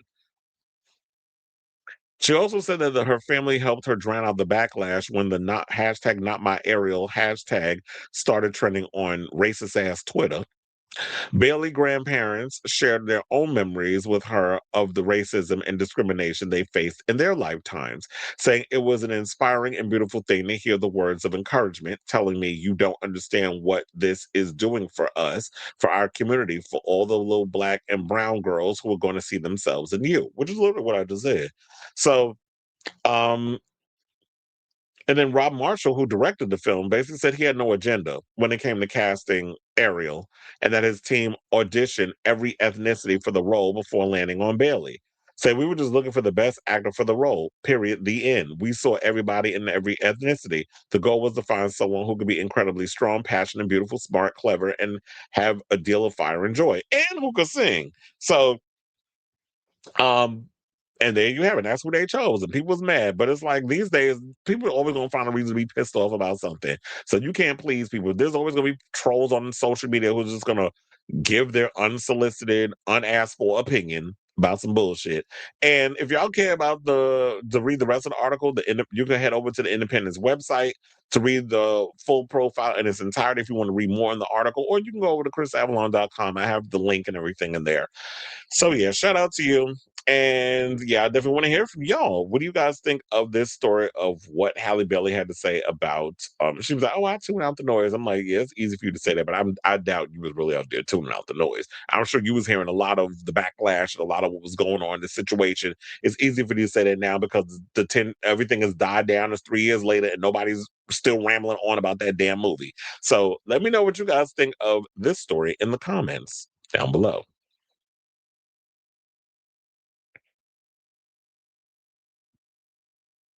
If Halle doesn't take her yeah, because nobody cares about your solo stuff.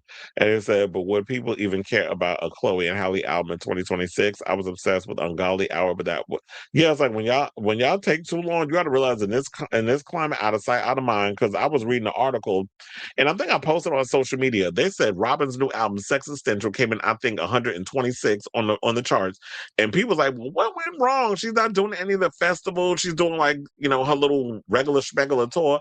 I'm like, because the album is like, eh, that's probably why. It's like we've like these songs that Robin's releasing, we've heard stuff like this, but there's nothing new, nothing innovative. She's not, I don't think she pushed herself creatively. Yes, she's focusing on the fact that I'm a woman of a certain age and I'm being sexual, which that happens. I don't know why people think people in their 40s ain't out here fucking. What you thought we stopped at 35? Like or 30? Like only 20 some year olds be out here hunching like rabbits? I mean, I think that someone like Robin's age who like 46, 47, she's in her prime as a woman. So her sexual prime. And why can't she explore that? But I just feel like the music is just not it ain't top of the radar. Because when I listened to the record, I was I mean, it's some cute songs on there, but it's not something that's like commanding a sense of urgency for me that I have to go and immediately always put that record on. Right now, for me, that's just been Slater. Like I've just been consistently every time I just need to hear that record. That's what I've been popping on repetitively or repeatedly. Was there any backlash when Brandy played? I don't think there was, but the funny enough, wasn't that pre-social media?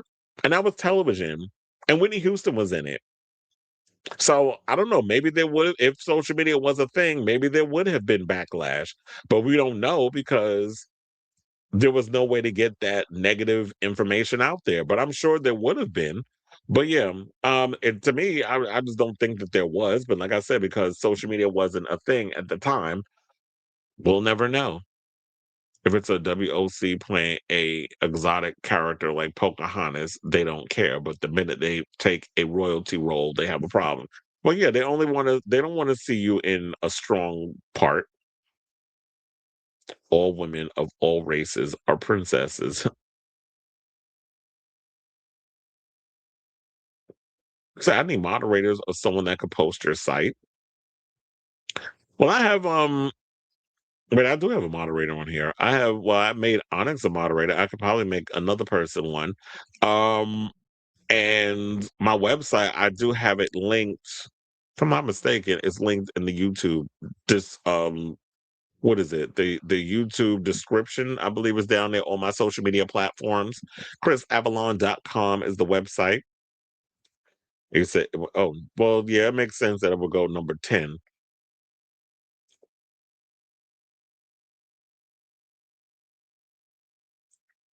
I mean, you seem to be like, you think that only 8 people being here just for now. First of all, it's way more people than 8. You tried it. And Peppa Pig, my 8 people in here. You being one of them. So there's way more people because I'm looking at it at what the fucking number is. So you talking Madonna needs to make another X book. Not who the fuck are you? He said, I think Robin's main producer class wasn't available. He was battling cancer and basically told Robin, give me time because you need me and the results will show. But he said, I understand a resurgence. Well, she did say no shade. Don't be throwing no shade. Like I said, I never know what I should and should not boot in the live chat.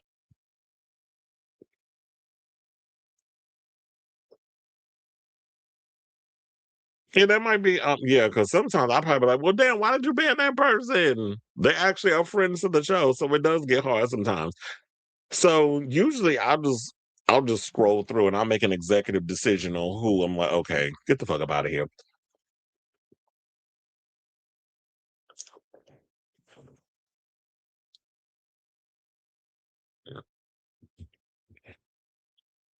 Yeah, well, now Peppa Pig can go be messy on someone else's channel. And you said the need for an album was needling. I was like, they talking about some damn 8 people. I was like, bitch, you tried it. And when I clock out, and you could check my numbers and see how many people watch this show a day. And you said, I'm looking forward to Jessie Ware's album. Same. Mm-hmm. Yeah, because you said, who the fuck are you? Which was kind of funny.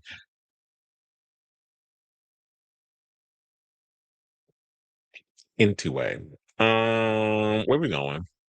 Um, we got to talk about Fake Lively. So that's the next story that we're gonna get into as we speak. So a federal judge has dismissed most of the claims, as y'all know, in the sexual harassment lawsuit that Blake Lively has against Justin Baldoni.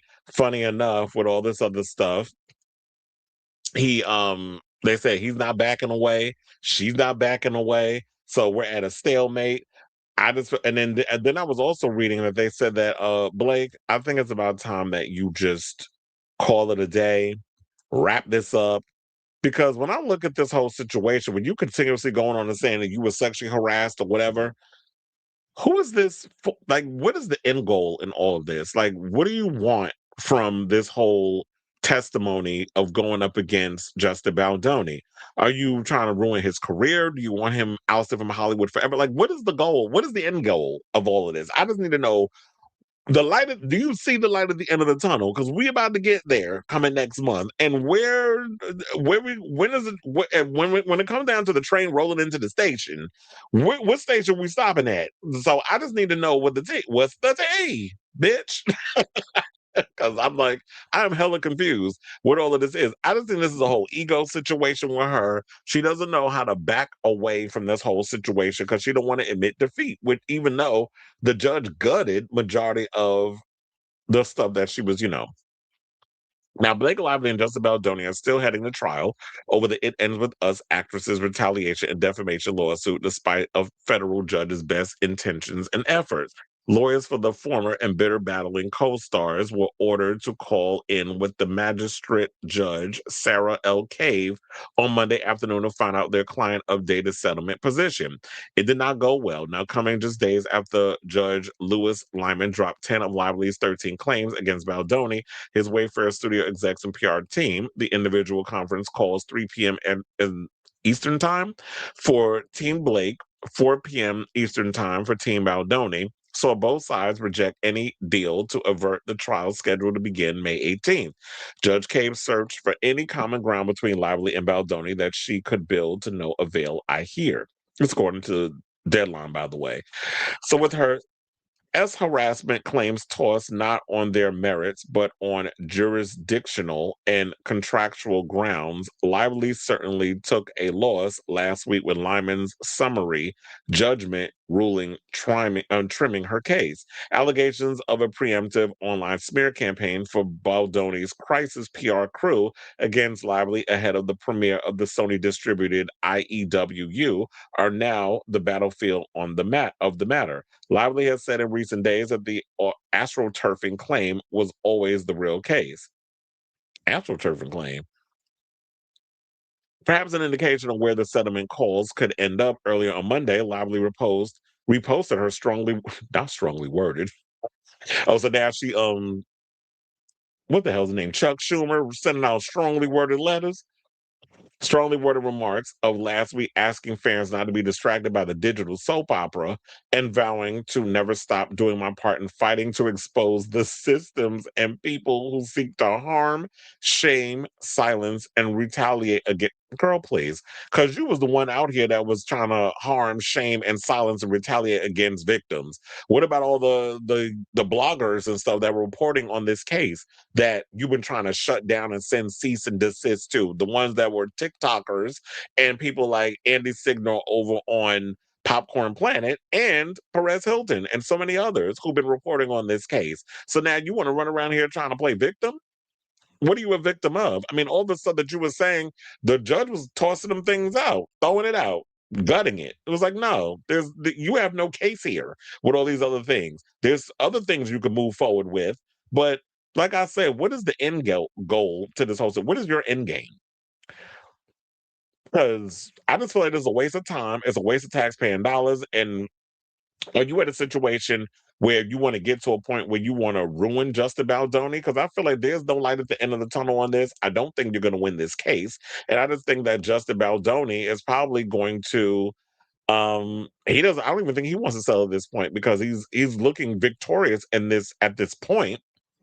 But I don't know if you're going to win in this whole situation, but we'll see. And I know I've heard that people have been advising her to like settle, move on. I even saw there was a poll that was done. I think it was TMZ or one of the blogs that was like, should she settle? And people were like, yes, you need to settle. So you up here talking about digital online noise or the soap opera, whatever the fuck it was that she said, digital soap opera. But it's like, ma'am, you're the one that's keeping us going. We all are sick and tired of talking about this, me being one of them. I'm tired of talking about this story. I'm ready to move on. I think everybody's ready to move on. And it's just not looking good on your part, especially once this whole thing wraps up. How will you be looked at in the eyes of people in the entertainment industry? It's like, yeah, they'll tolerate you because you married a Ryan Reynolds. But as far as like wanting to work with you down the road, I don't know if there's people out there that's going to be willing to offer you a gig and want to be on set with you, especially when you be when based off of this, you notorious for trying to take over people's projects, like you, Steven Goddamn Spielberg. Or if I want to compare you to a female director, and I'm not saying she's bossy, but I'm saying as a director, Catherine Bigelow, or maybe Maggie Gyllenhaal, because she released a movie that none of y'all went to go see, The Bride, which I just saw is already available to watch at home on digital. So I say all this to say, what do you guys think of this story with Ku Klux Khaleesi getting dragged on social media? And basically, Justin Baldoni says that he's not interested in settling because even though she might be interested or she's being stubborn and don't want to settle, he's not settling either. So we're clearly at a stalemate at this point, and it's going to trial, and we'll see how this mess plays out in a New York court. So let me know what you guys think of this story in the comments down below. Word is the Pussycat Dolls are taking Carmi and Jessica Sutter to court to gag them from back. And that's going to help them sell records, sell tickets to this concert, this overly ambitious concert. She really lives up to the name of keeping this mess. I guess we can call her what's her name? Blake Messy Lively or whatever. Yeah, she is keeping this mess going. We are ready to move on. Just Baldoni is also basically retiring as well. She is told to settle, but her settlement comes with an ironclad NDA and a gag order. And Baldoni wants that off the record, saying what? Yeah, because it's like that isn't fair. I'm not going to sit and be I mean, we settle, but I can't say anything. Like you're gonna gag and bound my mouth from speaking the truth, so you get to have the upper hand. But I'm going, you're gonna pay me to shut up for the rest of my life, and I can't tell my side of the story. Because what if I actually want to write a book and basically give y'all the lowdown of what really went on behind the scenes of this movie and in the court and all that other stuff. And I can't profit off of any of that because you already ruined my damn career with your accusations and lies and that little hit piece that you took out in the New York Times. But you get to walk away scot-free because of who you spread your legs and had 4 kids with? I don't fucking think so. Blake Lively should have settled in 10 out of the 13 claims were dismissed. That's almost 77% of her case gone. Her pettiness is being brought. Absolutely, this is pettiness and bitterness. And that ego of yours is going to be your undoing. But when you surrounded by a bunch of damn yes people in this industry, that's what you got to deal with. But anyway, we're down to 4 more topics of the show before we get up out of here. So before we get to those final 4, if you could please do me a solid and hit that like button. All 80 of you that's in here watching, even though I'm looking at the numbers and I see it's way more than 8. If you're new to the channel, hit that subscribe button and also be sure to smash the notification bell. Come on, Ocho, all Ochos of the Ocho Cincos, come up in here. Not 85. I mean 86. So I was like, wait, you don't even know how to count. Wait, no, it is 85. What am I talking about? Ocho Cinco. He said Blake Lively is great. to look at on screen, but isn't talented. And she really never stood out for me as an actress. Pretty to look at, but she was never like that girl that was like, ooh, I can't wait to see her on the screen, big or small. Okay, so yeah, hit the like button, subscribe, all that good stuff. So now, without further ado, let's get into some more tea, more lawsuits coming. Because NSYNC choreographer Darrin Henson, who y'all may remember, he did the choreography for that. I think he's also worked with other artists. I can't remember, but I know he was mostly famous for creating the NSYNC Bye Bye Bye dance. He also played Lem on Soul Food, the TV series, not the movie. Mekhi Phifer played Lem in the movie. He played Lem in the TV show, which I did watch back in the day on Showtime. Shout out to everybody that was a part of that. That was a good show. But anyway, so Darrin Henson is about to file. Well, I think he's already filed the lawsuit against them for using his choreography without his permission. And I would have thought that they would have thought about doing all of that before we got in this position. Because I was like, yeah, when that scene comes up isn't that in the beginning of Deadpool and Wolverine? When y'all using that scene, I'm like, don't you got to get permission to be using all of that? And it was the exact choreography. So the choreographer behind NSYNC's famous Bye Bye Bye dance is suing Sony Music after it appeared in the Marvel movie Deadpool and Wolverine, claiming the label had no right to sell access to his iconic routine. Darrin Henson, who won the MTV VMA for Best Choreography in 2000 for the Bye Bye Bye music video, says in his lawsuit that he owns copyrights to the choreography, but that Sony has wrongfully held themselves out as the owners of the work. The dispute was sparked by the 2024 Deadpool movie, in which the title character dances to Bye Bye Bye in the opening sequence. The dance was heavily memed on TikTok and other social media platforms, causing a stream boom for NSYNC's track. As a result, Henson claims that his decade-old dance moves are now unjustly affiliated with Marvel, all because Sony granted a license for a piece of the intellectual property that it didn't own. Saying, quote, the reality is that work belongs to Henson, and to obtain full acknowledgement of his ownership and a complete transfer of all monies earned by SME and its licenses, the plaintiff must seek declaratory relief from the court. His lawyers write in their March 27th complaint, which was obtained by Billboard. Now, Henson says Sony also wrongfully licensed the choreography to Epic Games for use in the video game Fortnite as an emote, a move that gamers can purchase as an add-on downloadable content for the game. The lawsuit claims that Henson attempted to resolve the dispute amicably, but that Sony has refused to budge. The label allegedly told him that because it owns the copyrights to Bye Bye Bye's music video, it was entitled to license out the use of the dance to Marvel Studios and Epic. It's like, no, you own the song. They got up in the studio and was, under Sony and was singing the song and the songwriters and all that other stuff. That's your deal. When they got in the studio with me and I was coming up with that choreography doing performing the VMAs or wherever the hell they was performing at, that's my shit. So there was nothing in my contract, and you're gonna have to prove that when you go to court, that states that y'all can just take my stuff and my routine because you own the rights of the fucking song. Suck my dick from the back. And that's how I feel about them assholes over at Sony, which I just read that they about to lay off lots of people over there, probably because they're on the struggle bus financially. I mean, when the last time y'all watched something from Sony or listened to something from Sony and they made a profit? Warner Brothers out here were really the ones making all the profit. But you don't sit and just license out my stuff without my permission, man. He's got to prove that he has an ironclad contract which states that, no, you cannot license out my likeness or my choreography because you own the rights to the music. And like I said, he's going to have to prove all of this. Now, a rep for Sony Music declined to comment on Thursday, April 2nd. Marvel and Epic are not named as defendants in the lawsuit nor accused of any wrongdoing. Now, Henson's case is just the latest court fight over choreography. Last year, a dancer who worked with Usher and Jennifer Lopez sued over allegations that Fortnite stole his moves for a recent Raul Alejandro music video. Before that, the TikTok user who says she created the viral Apple dance to a Charlie XCX song sued Roblox for selling it. For years, such cases faced skeptical judges who questioned whether simple dance moves were even converted by copyright law, which historically covered only more elaborate choreography such as ballets. But in 2023, a federal appeals court issued a first of its kind ruling reviving such a lawsuit against Epic, saying there was no reason to treat choreography differently from longer dance routines. Absolutely. If somebody came up with the choreography for an artist, that's their intellectual property. Therefore, they should be able to profit off of their intellectual property that they created. So I don't understand how labels think that. And if they're not signed to the label, Darrin Henson is not an artist, as in the way of he's not a singer, dancer, performer.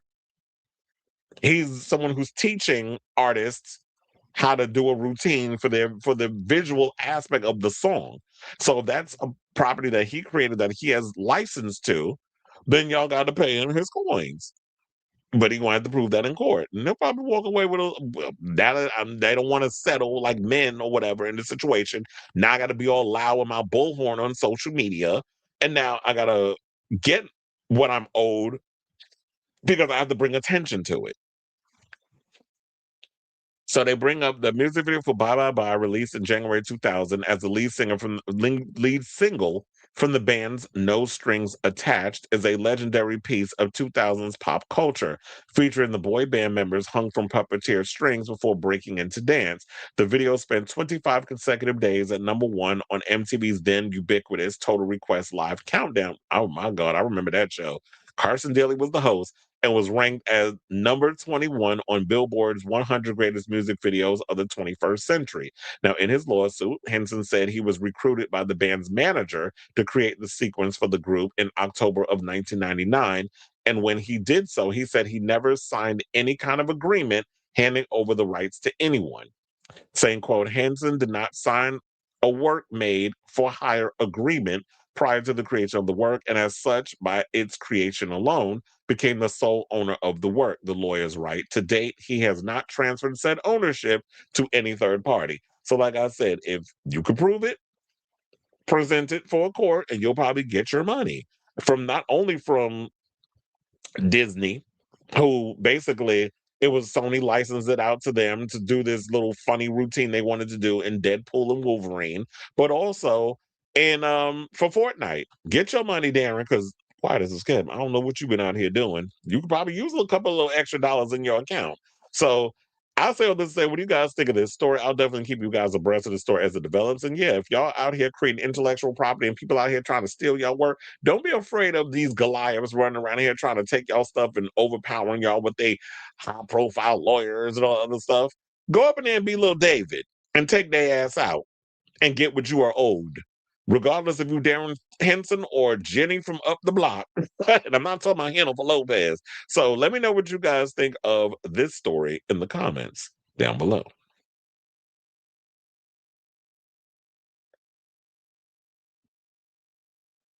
Listen, all these youngsters don't know "Bye Bye Bye" was a classic.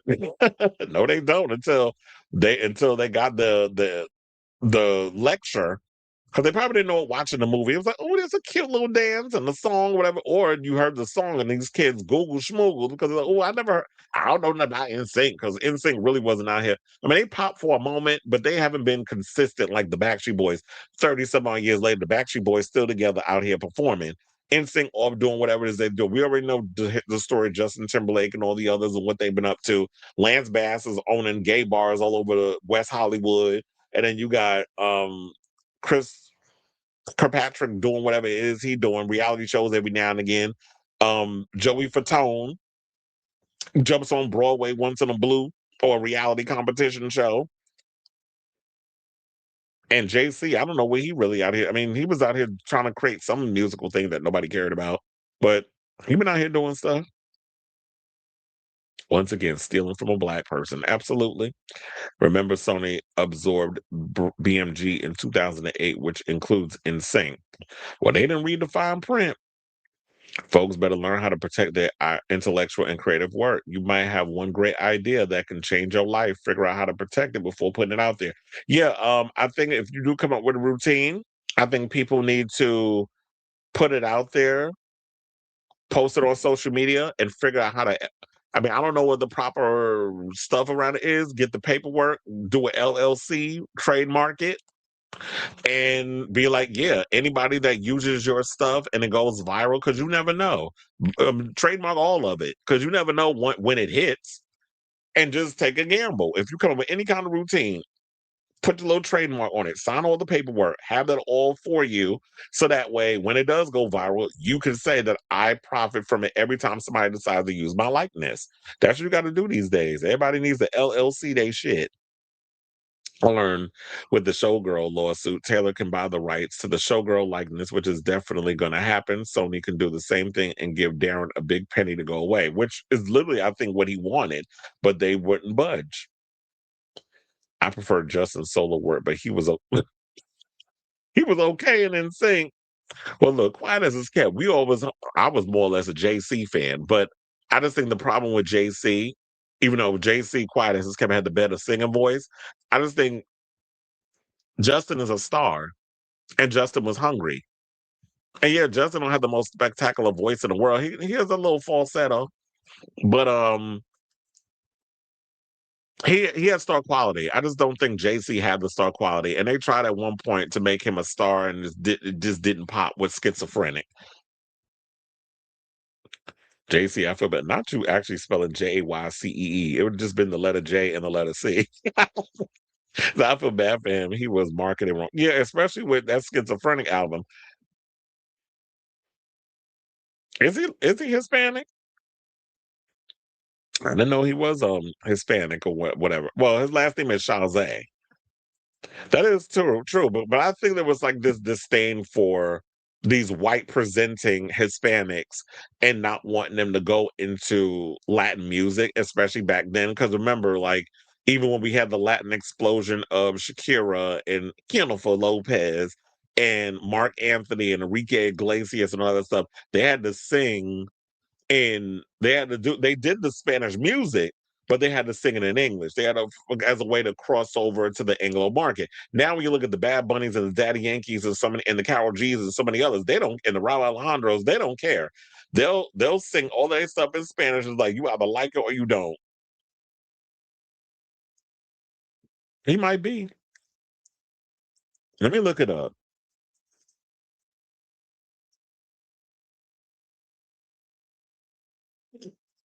Not what he doing now. What's his Oh no, he's French and English. So no, he would have spoke French because he's not Hispanic. He's French and English. They say he's born Joshua Scott Chazé in Washington, D.C., is of French and English descent. He was raised in Bowie, Maryland, and is known as an American singer, songwriter, and member of the boy band NSYNC. He was adopted around the age of 5.5 by Roy and Karen Chazé. So I wonder what his actual background is because they say he was adopted.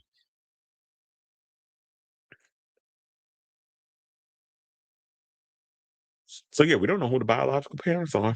Okay. I don't know why people are calling me and I'm in the middle of my live. This always happens. I'm not going to do that like I did the other day. Bitch, I'm on live.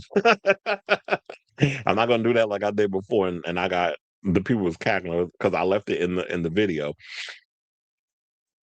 This song, I promise you, has a Spanish version. Oh yeah, I do remember that song. Oh yeah, I was like, who sang that song? NSYNC. Duh. Wasn't their manager accused of? I hope. I hope not. But I did hear something about that. But anyway, okay. So now, let's get back into the rest of the show, and let's talk about Howard Stern, who's out here got a lawsuit because apparently one of his former employees is running around here saying that Howard D. Stern, the king of all media, and his wife Beth is being accused of creating a hostile work environment. So, according to court documents obtained by Us Weekly on Monday, April 6th, Leslie Kuhn, I think that's how you say it, Kuhn or Kuhn, Kuhn. I guess we'll call her Kuhn. Kuhn. Leslie Kuhn. hope you're not black, was hired as an office manager for Sirius XM, The Howard Stern Show, in September of 2022 before she became Howard's executive assistant in January of 2024. Now, 4 months later, Coon claimed she was asked to move to Southampton, New York to work at Howard 72 and Beth's mansion, which they call that a doomsday bunker. Because they said, like, it's literally like a whole situation where I guess if the apocalypse come, then he gonna confine him in their little bunker they got. So what is this, like paradise? You got yourself a little underground city. Now, Beth Stern told Coon that in addition to assisting Howard, Beth needed assistance with such things as managing the staff of the mansion, setting staffing schedules, completing staff payroll, and managing general household operations, including Beth's extensive at-home feline rescue and fostering operations, the doc stated. Beth is a known animal advocate who serves as the national spokesperson for North Shore Animal League America. She also was instrumental in creating Bianca's Furry Friends Feline, say that 10 times fast, Bianca's Furry Friends Feline Adoption Center, which recently opened at North Shore Animal League America, the world's largest no-kill shelter and rescue organization. Now, on February 26th, sorry, Coons employment was allegedly terminated for cause. Kuhn contends that her termination was a result of, among other things, a hostile work environment and enablement of that hostile work environment. Immense pressures on the household created irresponsible and untenable animal rescue and fostering operations occurring on site and massively disorganized and questionable business operations and accounting practices, court documents state. As such, Kuhn fully intends to disclose details concerning the facts surrounding her employment. The lawyer also alleges that law firm representing Stern's production company presented her with a separation agreement containing a non-disclosure agreement that claims she did not sign. Kuhn and her legal team allege that her signature is nothing more than a typewritten name in the same font style and size used to identify the parties' names on in the recitals of the agreement. Still confused as to why they terminated her. Because you were saying that Beth wanted you to help out with all the animal stuff that she, because she's an animal advocate, and payroll around the mansion because they live in this big ass mansion. They got a lot of people working around the clock trying to keep the house organized. When I think it's just them two up in there. I don't know if Howard's kids live up in there with him, but what is the hostile work environment? But it said immense pressures on the household created by irresponsible and untenable animal rescue and fostering operations occurring on site and massively disorganized and questionable business operations and accounting practices. Well, child, if y'all up here cooking the books and doing questionable business operations, you better spill all that in your court situation. As such, Kuhn fully intends to disclose details concerning the facts surrounding her employment, as you should. The lawsuit also alleges that a law firm representing Stern's production company presented her with a separation agreement containing a non-disclosure agreement that she claimed she did not sign. Now, Kuhn and her legal team allege her signature is nothing more than a typewritten name. They also said the confidentiality agreement was thus fabricated by the Sterns and is accordingly void from the beginning. Y'all saying you forged her name? No person or persons, natural or otherwise, ever presented Kuhn with an NDA, and for her signature, Kuhn never signed an NDA. So y'all saying that they went and forged your name on an NDA that you said you never signed. Now, Us Weekly, and I guess if they did that, wouldn't it be like, okay, so this is my handwriting, and if somebody tried to replicate it, I guess you can accuse them of forgery.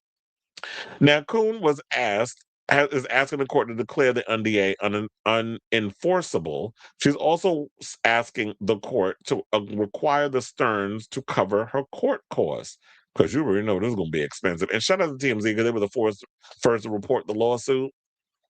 Now, in December 2025, Stearns signed a 3-year contract extension with SiriusXM, ensuring the Howard Stern Show will remain on the platform through the end of 2028. Now, Sirius did not disclose the terms of Stern's. Sirius XM did not disclose the terms of Stern's new deal. According to the LA Times, his expiring pact reportedly pays him $100 million a year. So you make a $300 million off of this thing. Now, no wonder he lives in like a mansion the size of Iowa. and got a doomsday bunker up in there. But that's not all, because she might actually have some leverage, because I also saw, according to Page Six, this was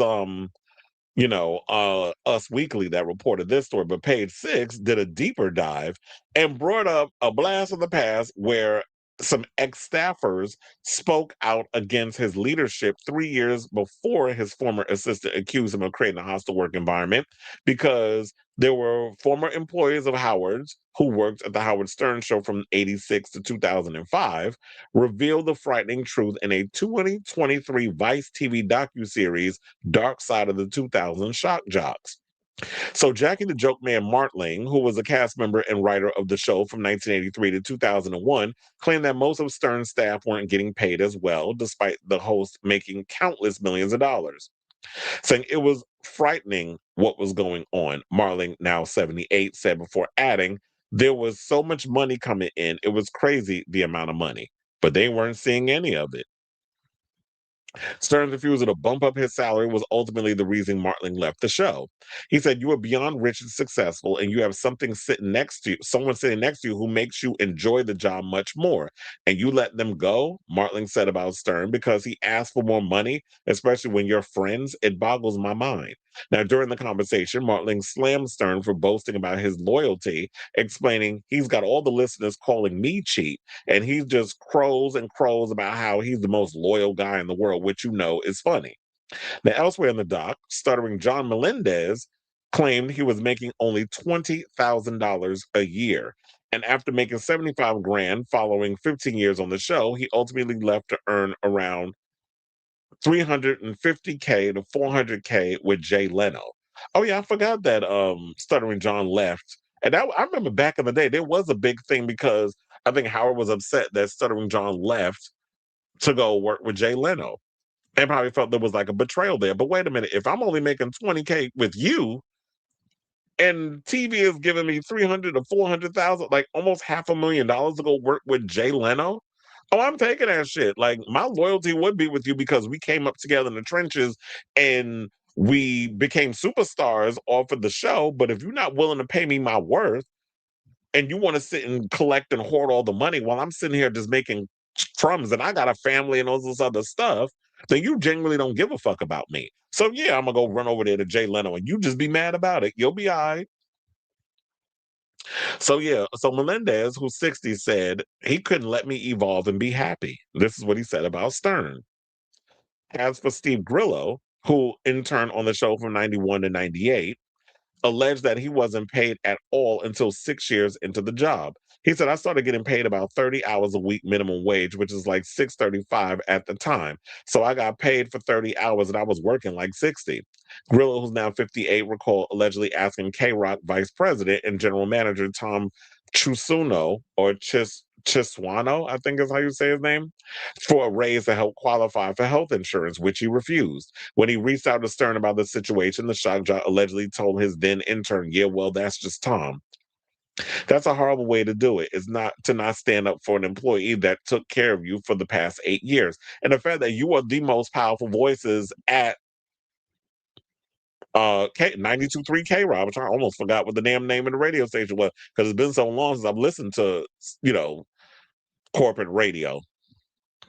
But you were a powerful voice at the time. You could have made those people pay your employees, but Howard only cared about Howard, clearly, according to this story.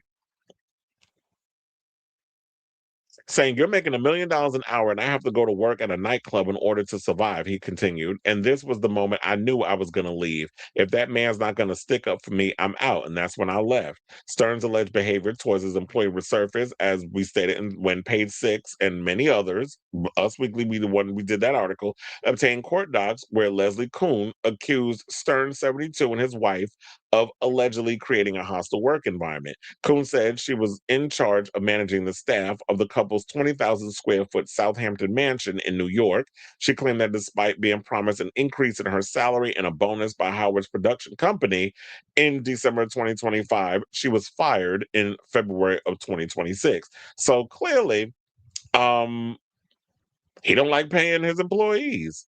So you want them to work themselves to the bone, and you want to be a cheap ass and just hoard all the money, and don't want to pay the people that are working hand over fist to make your life easier and your wife's life easier and more comfortable. One of these days he gonna learn, but I guess not when Sirius is now paying him hand over fist to do his own people dirty or to just hoard money. At this point, are there people out there that still listen to Howard? Like I used to listen to him back in the day, back when he was popping, but Howard ain't really giving what needs to be given. I know some people feel like he's gotten soft in his later years, but I don't be listening to Howard like that. Child, I don't even listen to Sirius XM, so I wouldn't even know where to find him anyway. Although I have caught some of his interview clips, which I think is dumb that you only post like these 2-minute clips instead of the whole interview on YouTube. So that's the only time I'll see him every now and again. But for the most part, I'm not out here listening to Sirius like that. You know, I'm an Apple Music type of person, and sometimes Spotify. So I'll definitely keep abreast of this story as it develops, but that's what's going on now. This woman coming out making these accusations, and now his past has come back to haunt him because this old Vice documentary from past employees that used to work for him was spilling tea on what it was like working for Howard Stern, and was basically saying that he wasn't paying people and all this other stuff. So it looked like Miss Mama may have a case, and she gonna get a payout like Darrin Henson gonna get his payout over them using that bye bye bye choreography without his damn permission. So I say all this to say, what do you guys think of this story regarding Howard Stern and his wife Beth taking advantage of people and not willing to pay them what they're owed? And now the lady's like, I'm taking them to court. They out here forging my name on NDAs I never signed and a whole bunch of other mess. So whatever your thoughts are on this matter, and I will definitely keep abreast of it as it develops, let me know your thoughts on this story in the comments down below.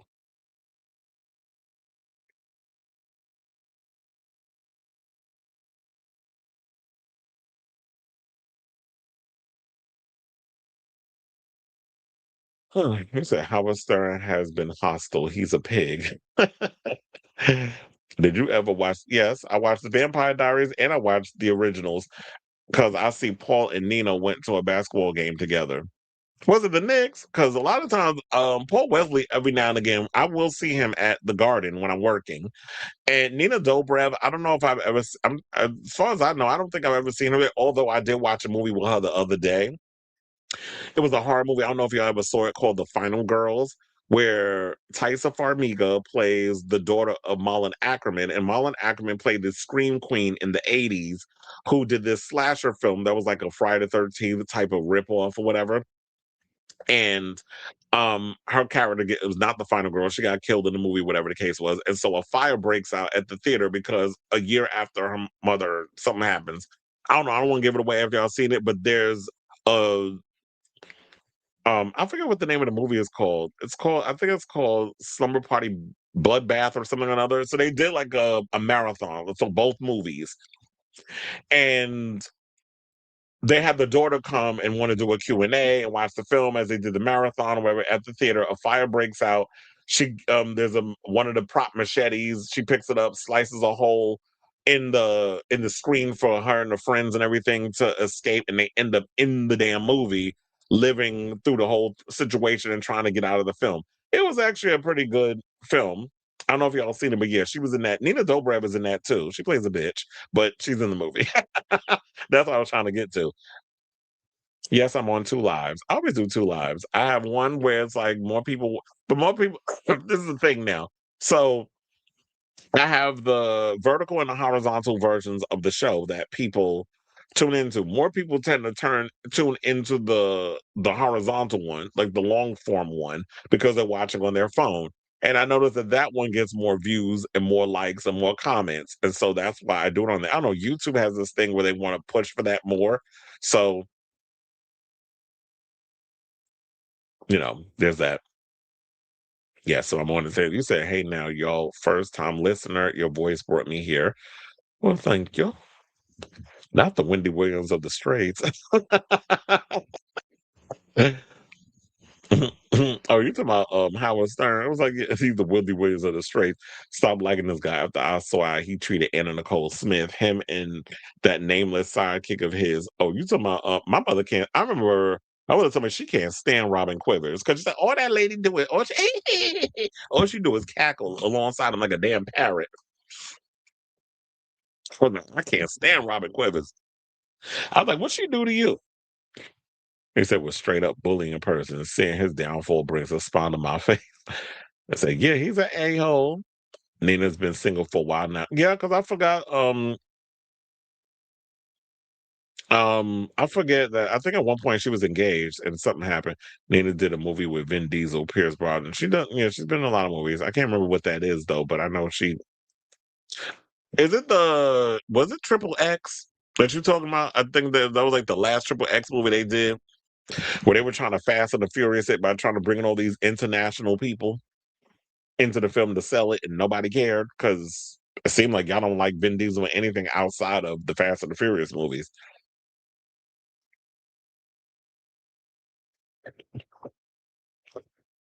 All right, y'all. So now let's get back into the show. And let's talk about RuPaul's Drag Race. So, in a couple of days, we'll be getting the second to the last episode of the season, which is the annual LaLaPaRuZa. And Juicy Love Dion, who y'all know was just eliminated from the show, is revealing that y'all about to gag when y'all watch this show. And then you want to know something funny? I was looking back on this and I was like, you know what? I could see why they doing a top three and they wanted to eliminate Juicy in that episode before the LaLaPaRuZa because they want her to perform in the LaLaPaRuZa and see how she goes up against all the girls because they know she is a good performer on stage and she probably take all them girls out. And then they want a rematch of her with Mia Starr. So I think that that's what's probably going to end up happening is that her and Mia Starr going to have another rematch like they did with Super Ugly. Although friends of the show Onyx told me they're gonna be performing to a bunch of RuPaul tracks, and I'm like, why? Is there no budget this time around? In the words of Gia Gunn, because I'm like, why are we using RuPaul's music? Quiet as it's kept. Yeah, RuPaul's music is cute or whatever, but we've seen them do lip syncs to his music. But anyway, so they said the breakout star from season 18 of RuPaul's Drag Race kicked, flipped, and split. She's not the queen of flips though. Um, all the way to the top. That's my Iman LePage. The top four of the cutthroat competition, but was sadly eliminated just before the finale.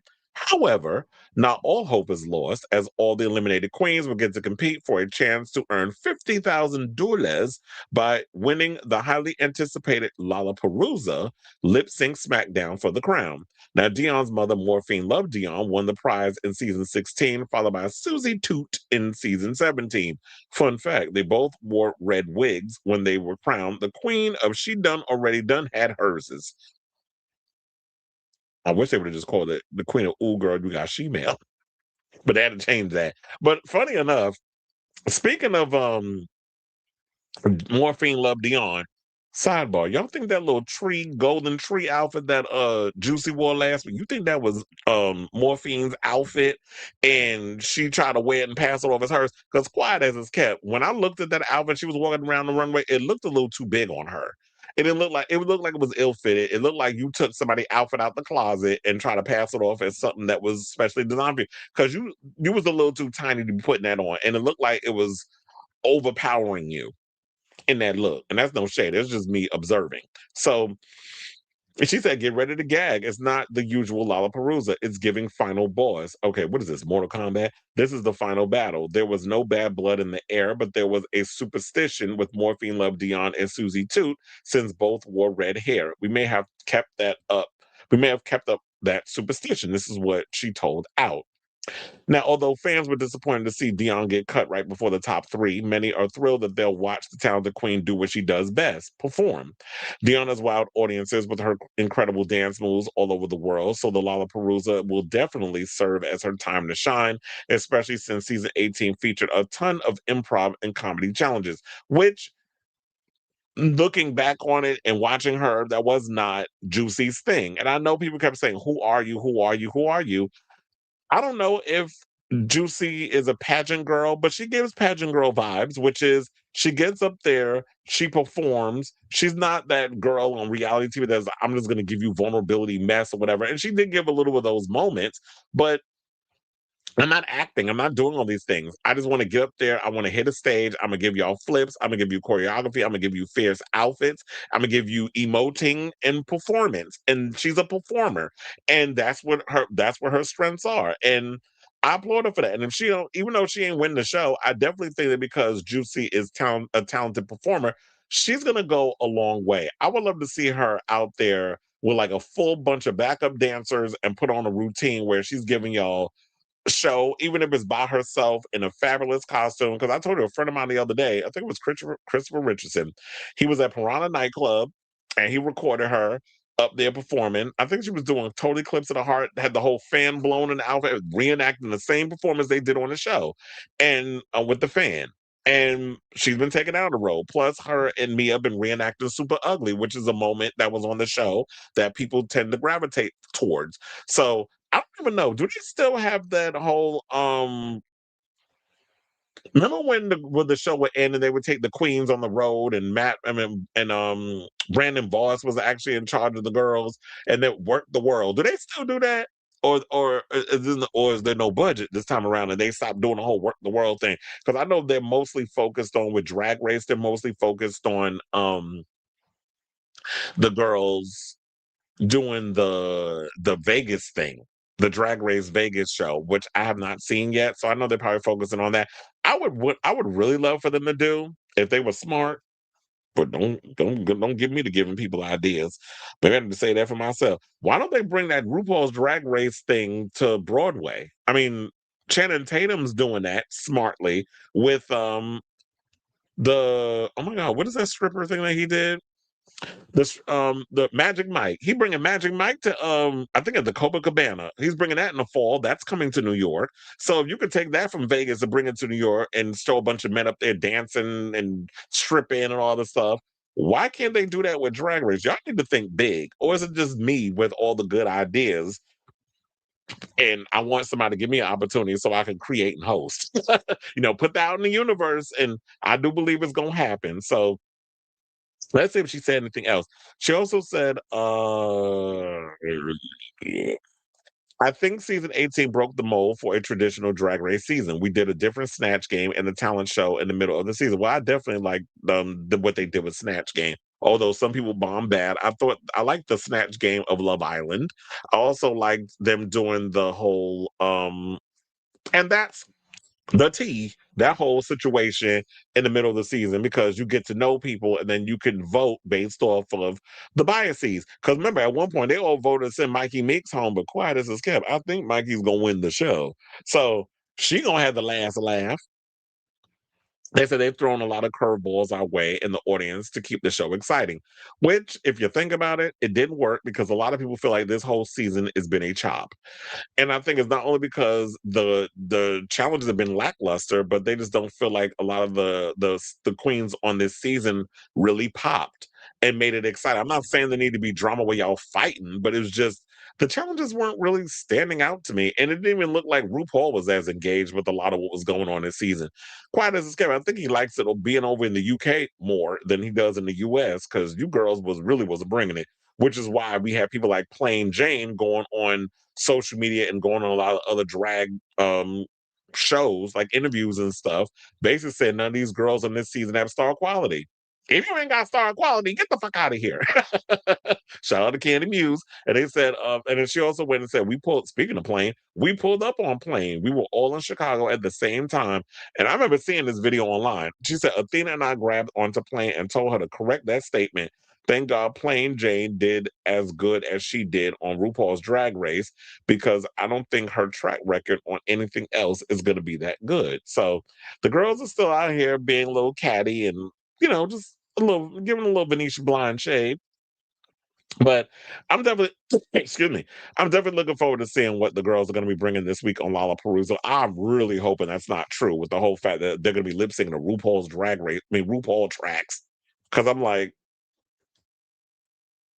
I'm trying to think, what songs out there that RuPaul got out of box? I don't want to be sounding shady, but don't nobody want to hear them RuPaul drop. Like, I want some real, like, come on now. Y'all, MTV is running the damn show. Y'all got access to people music.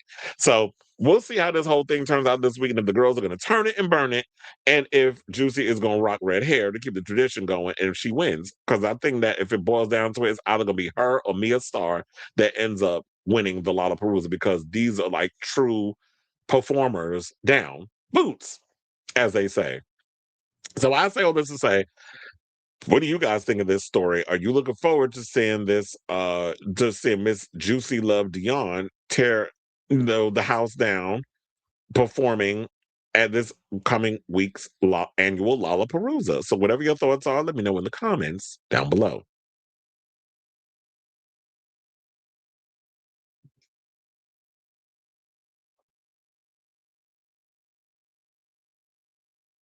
Mm. Yes, YouTube has shown you in that phone version, even when watching you on my laptop. So they definitely pushing it. Yeah, they want people to watch. I don't know why they trying to push for people to on the phone. I honestly, visually, I prefer the version where you can watch on the TV and the laptop and stuff. But they pushing people to watch on the phone. I definitely see that more people engage on the phone version, and that tends to get more traction. So if it's going to help with the monetary situation, I'm gonna take advantage of it. But I prefer the long form version. A report is coming in saying family films are saving the box office, and that's what Hollywood needs more kids' movies. Rated R. Well, look, Cody Leach just did a whole video on how family movies are just getting pretty bad. Like even down to where he said he watched the new Mario Brothers movie, and he said that it wasn't bad. It's not something that's going to acquire repeat viewings. He just thinks that the writing was a bit lazy and all that stuff, which is pretty much what everybody's been saying that's been in the comments about the film. But he was saying that but just because they're being lazy and everything, that we shouldn't be accepting mid-ass writing and the lack of plot points and all those other stuff in the sake of nostalgia. That if people aren't giving us strongly, or like if you're not caring enough to take the time to write the script or whatever the case is, then we shouldn't just be okay with that. Like, remember back in the day, and he said his kids tend to watch more of the movies that he grew up on, like The Lion King and all that other stuff, versus the movies of now, which is kind of bad that they're preferring movies of my childhood over their own child stuff, their own stuff that they should be looking forward to as kids growing up.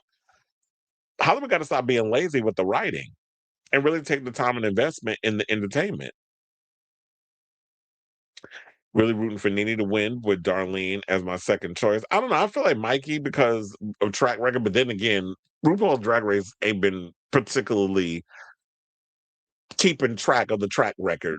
People got great track records and y'all eliminating them. So I don't even know what to believe anymore. But I definitely feel because Mikey has been doing relatively well in a lot of the challenges, and Nene's kind of been falling off with being up for elimination, you know, quite a few times already.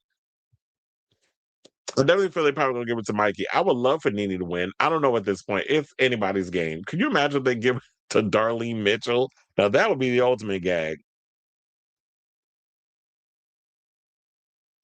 It's not the usual LaLaPaRuZa because it's a bunch of half-ass roots. Could be that. Like you said, it's a bunch of RuPaul songs. You said the studio is going to be good. The two Madonna episodes will shade Universal Pictures and slam the industry and stage a fake Madonna biopic premiere at Cannes. She's right. The two episodes. Is this what came out that they're going to poke fun at the whole they're poking fun at the whole biopic thing. I could imagine myself being in the same predicament as her if I was a contestant on the show, a performing dancing queen on the show that would struggle with comedy and unserious acting.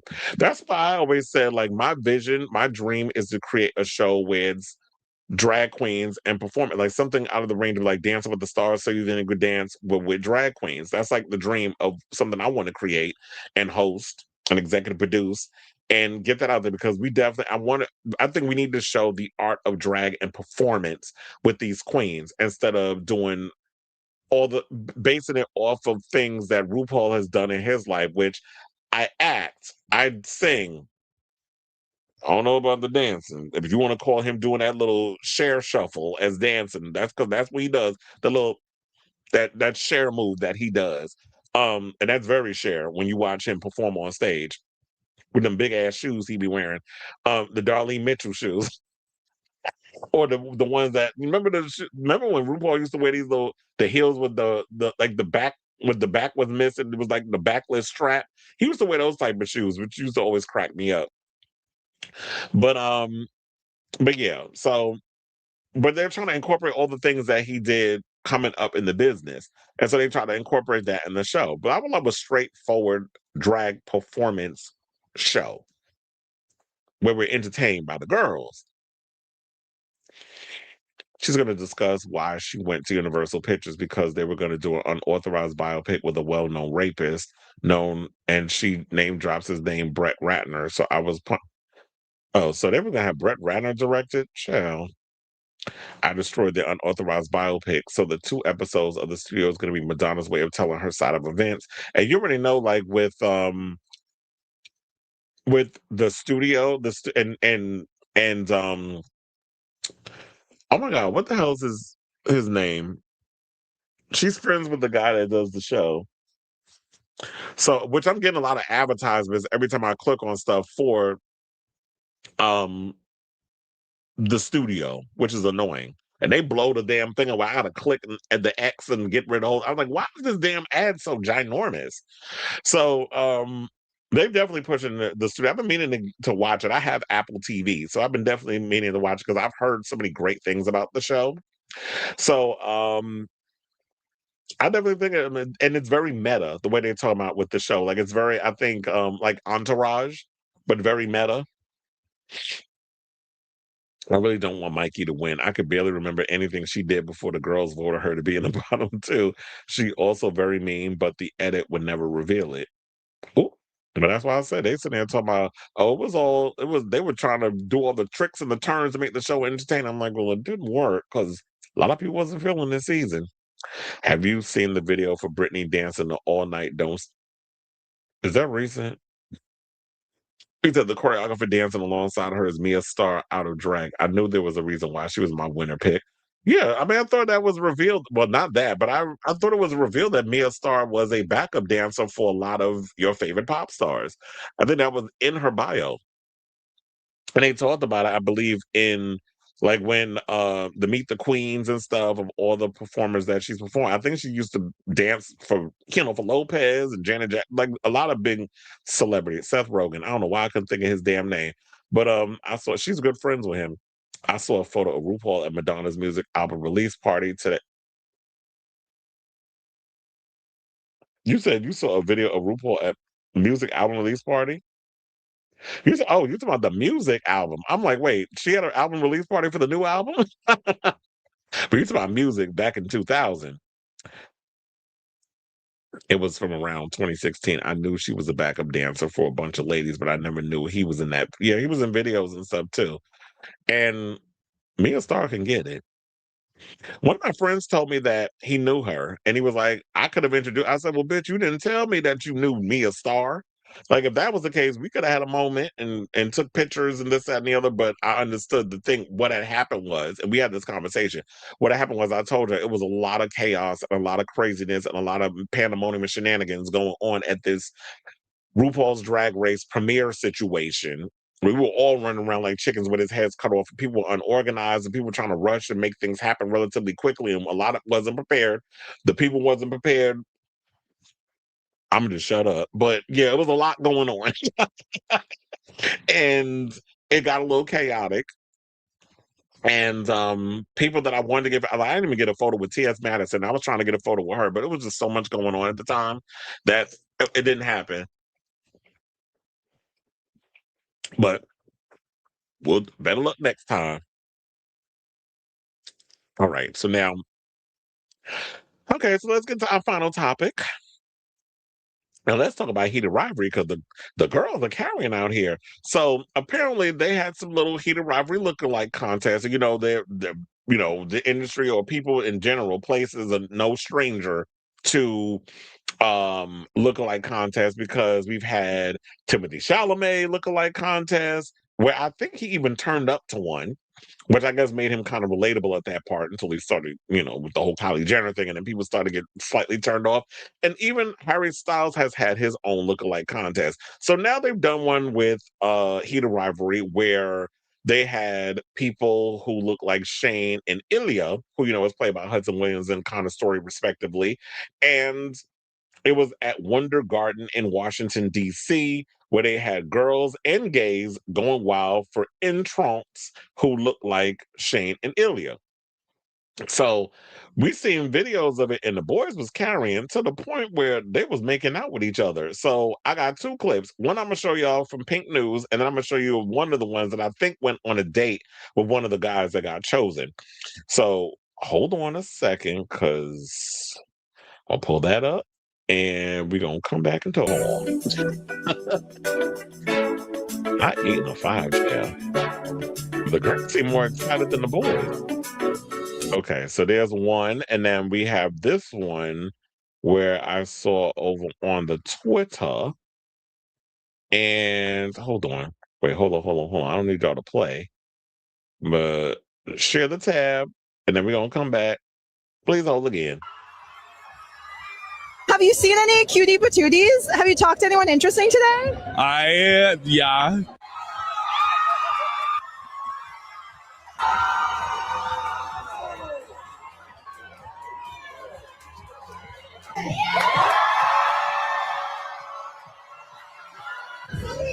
Oh, she a gymnast too. Come on, podcast.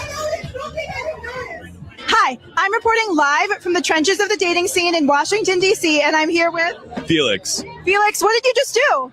I just did the Heated Rivalry Lookalike contest. He just won it. He won as Ilya. The people loved you. Have you seen the show? I have seen the show. What do you like about it? The slow burn is almost something that I think is like good to believe in. I think people are so quick to like cut something off if it's like not immediately going right or not immediately working. I think there are some toxic elements and circumstances are obviously really, really hard. Yeah. I dated someone who's in the closet, and that's incredibly difficult to do, especially as someone who's like at that point was very out and very proud. I think the slow burn and the like knowing that that's your person and like exploring things on the side is fine, but like knowing like I don't know, there's something about that kind of commitment and the not commitment that I'm like, oh, I like that. I hope we'll have more yearning. Yes. Yearning. Yeah. Like yearning to a point where it's like, oh, I like maybe could like kiss someone else, but like I don't want to. And I know that. I don't need to lie to myself about it. Yeah. He said yearning like he just discovered a new word. More yearning. Yeah. 2026, more yearning. I see you wearing a green wristband, which means you're single. Have you seen any cutie patooties? Have you talked to anyone interesting today?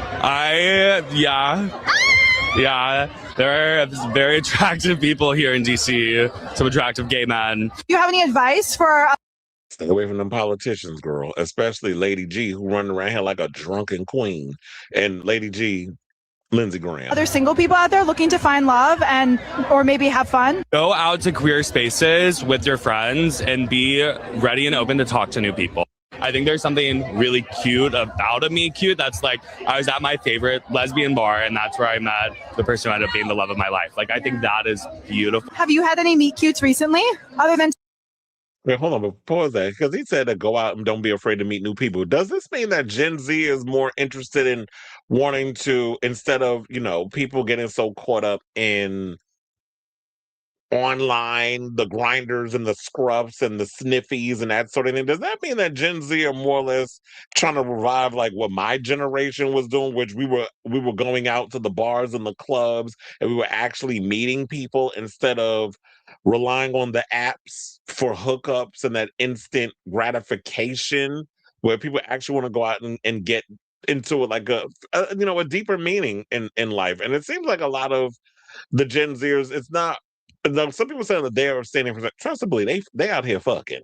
But I feel like with them is that they want a little something deeper. It's not just about the sex. They want that emotional connection. And I think it's probably because the era of social media and internet and all other stuff, everything feels so artificial and AI and everything that they're kind of like, now that they move beyond that because that's what they grew up in, they want that yearning or that feeling of a human connection or just being around an actual physical being instead of relying on being surrounded by the machines all the time. Today?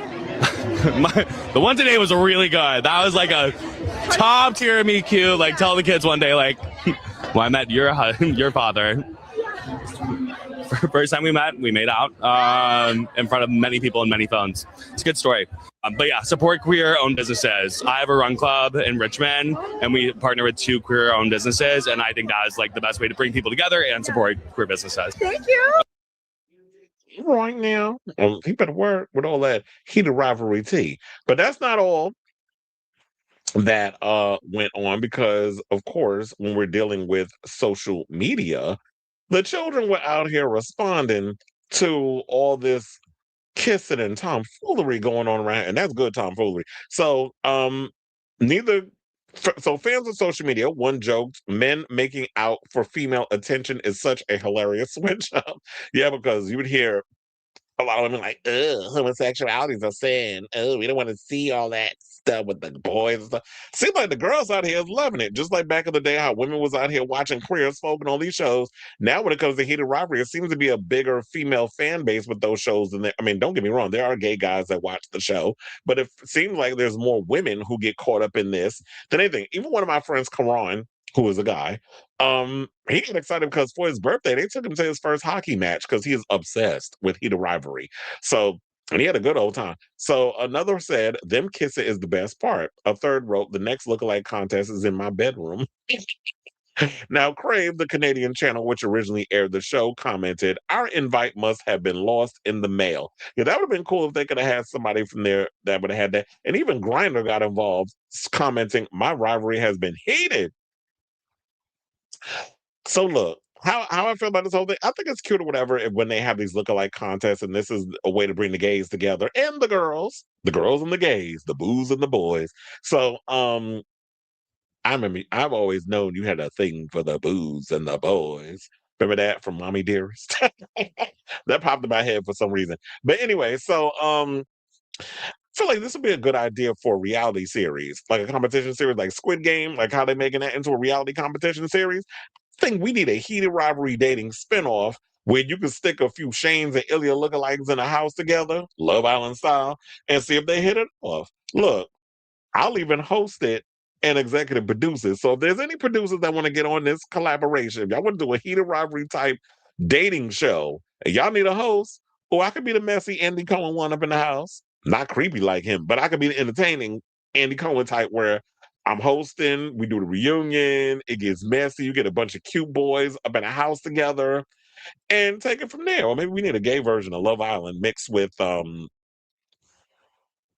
Big Brother or something or another. I got some ideas. Hit me up, people, producers, studios, all that good stuff. I got some ideas I can throw in your way, because the gays, we definitely need some representation outside of Drag Race and heated rivalry. Trust, there's a lot going on in his brain.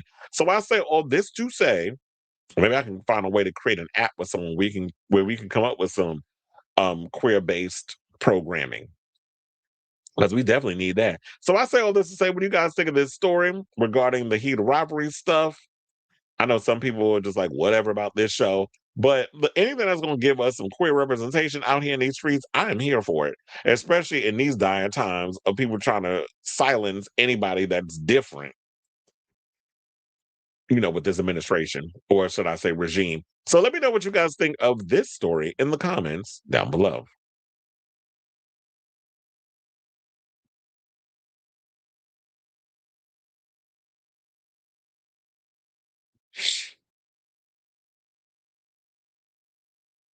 Oh, you said what's the deal with T.S. Matt? Oh, that fat bitch, that foot dragging fungus on the toes, wide back hoe, Michelle A.T. Alien. Okay, so the issue is with her that apparently, because all she does is make videos about T.S. Madison and Funky Dineva. I think there was an episode the other day, the Easter show. I didn't get around to watching it yet. It's still in my queue because I've been busy.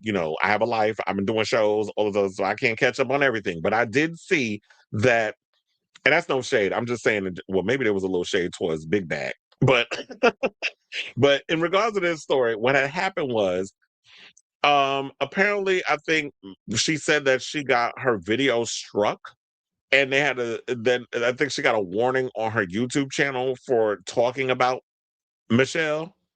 But this bitch sits and spends all of her energy and time talking about T.S. Madison and Funky Dineva. I'm bringing up Funky Dineva because in general, Funky has said that, yes, this bitch be up in there talking about him, even though he don't even waste time talking about her. But this is what all your videos are about. You're sitting there throwing shade and talking about, and then putting these little wigs on Funky and everything, even though he don't let, he's done with that. Although I can't say that no more because literally, I think yesterday's show, he opened up wearing a damn shake and go wig, making fun of the AKAs and the fraternity, the sororities, and all these other stuff because a Trick Daddy went and performed at a sorority and was up in there cussing and all kinds of other stuff, and people was getting mad. And it's like, you knew who the fuck you booked, and that's what he said. He ignorant down from Miami. He said, you knew who the fuck y'all booked when you had me come up in there. I'm not cleaning up my lyrics. He said, I ain't no damn jukebox. You ain't gonna give me no list on what I can say and what I can and what the song, the track. This ain't your wedding. You booked me for this thing. This is what I do. Like, y'all can't sit up here and tell me to water down what I do. You know what type of songs he says. He raps. So, bottom line, she's been, I guess, TS went in on Michelle because I guess it's this whole thing about the DL Whisperer and how, she's been dealing with that lawsuit and where she basically had a little empathy for him. But then when it came down to the court, he's still out here listening to these other people who are chirping in his ear, trying to get him all riled up because he loves that attention and clout. And he said that he's not going to let up off Maddie. And she was like, nope. In the words of Khaleesi, Dracarys, bitch. Like, if you're going to come for me or whatever, I'm not having no sympathy and empathy for you. The gloves is off and I'm coming for you. Fire, breathing fire out my mouth and everything. I'm burning it all to the fucking ground. I'm ruining your life. Because you're not going to come out here and talk shit about me and thinking that I'm going to take my foot off your neck. Same thing with Cardi B and the whole thing with Tasha K, bald-headed ass, running around saying the allegations and saying all the shit she's been saying about Cardi B that was lies. And now she been sued, and now she got to owe that money, and she's still trying to figure out how she gonna pay her that coin back. And so that's why she feels that the whole situation. So apparently, she says something about to Maddie, and Maddie went on her live and said something, and then got a strike on her YouTube channel. So that's basically what it is. And saying that, oh, you be sitting there talking about me on my channel. On your channel all day long, and we don't say nothing. We let you do whatever because that's the only way you making any kind of income over there. It's still being a bit of bitch. But the minute I say something about your big back ass, then all of a sudden you want to call up YouTube and tell them to strike my damn channel. So you can dish it and not take it. When those of us who got thick skin over here in this job, we know turnabout's a fair game. So if you're going to talk about people, you got to be able to deal with the smoke. I did not watch it yet, but I do have it in my a list of things to watch because I did see that it popped up on the thing, and I did put it in there so I could watch it whenever I can get around to it. You said check my inbox. What is going on? Who is calling my phone? My annoying ass sister. Calling my phone. Why is she asking me? Hold on. Let me see. What could you always sending me some shit?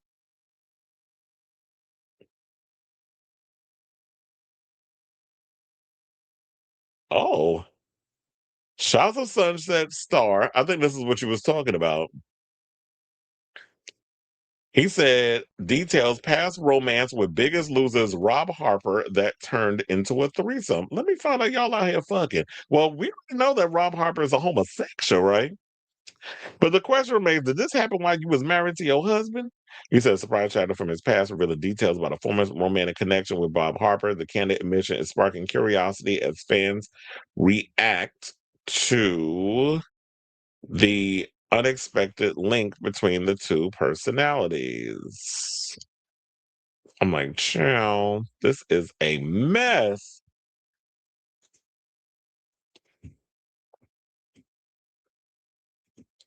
Y'all out here hunching. Oh, maybe I need to do this story. Hold on now. I can create this as a story. Please hold. This will be we'll add this to the docket chair. So, because I can make this real quick. We got a picture. We got a picture.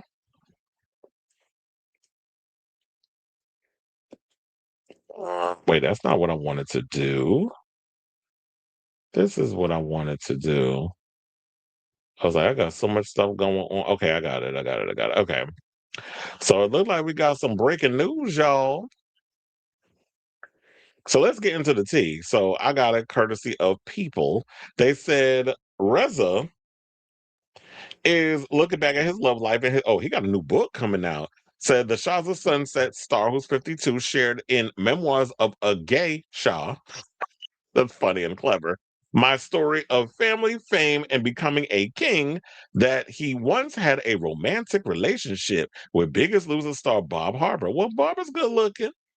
In his memoir released on Tuesday, April 7th, that's today, Farhan wrote that the pair met while working as trainers at a studio. After quitting, Farhan began taking Harper's classes, and they soon became inseparable, best friends, and one thing led to another. Said Bob and I carried on like that for a good while. It was very much a friends with benefits situation, though, Farhan claimed of their romantical history. He said, I wanted more, but I always got the feeling he wasn't interested in any kind of serious relationship with anybody, so I didn't really push the matter. And I guess when you in LA, some of these men out here are just interested in fornicating rather than really being in a relationship. Now, eventually, Farhan wrote that he discovered Harper had gotten married to a man named Scott, so he became best friends with the two of them. The relationship, he alleged, then turned into a threesome. The end of the story is a bit bittersweet, Farhan wrote. Poor Scott, who I honestly harbored no ill will toward, even though I was chasing his husband, ended up passing away. And even though Bob and I didn't last forever, we remain friends to this day. I actually sold Bob's house for him a few months ago.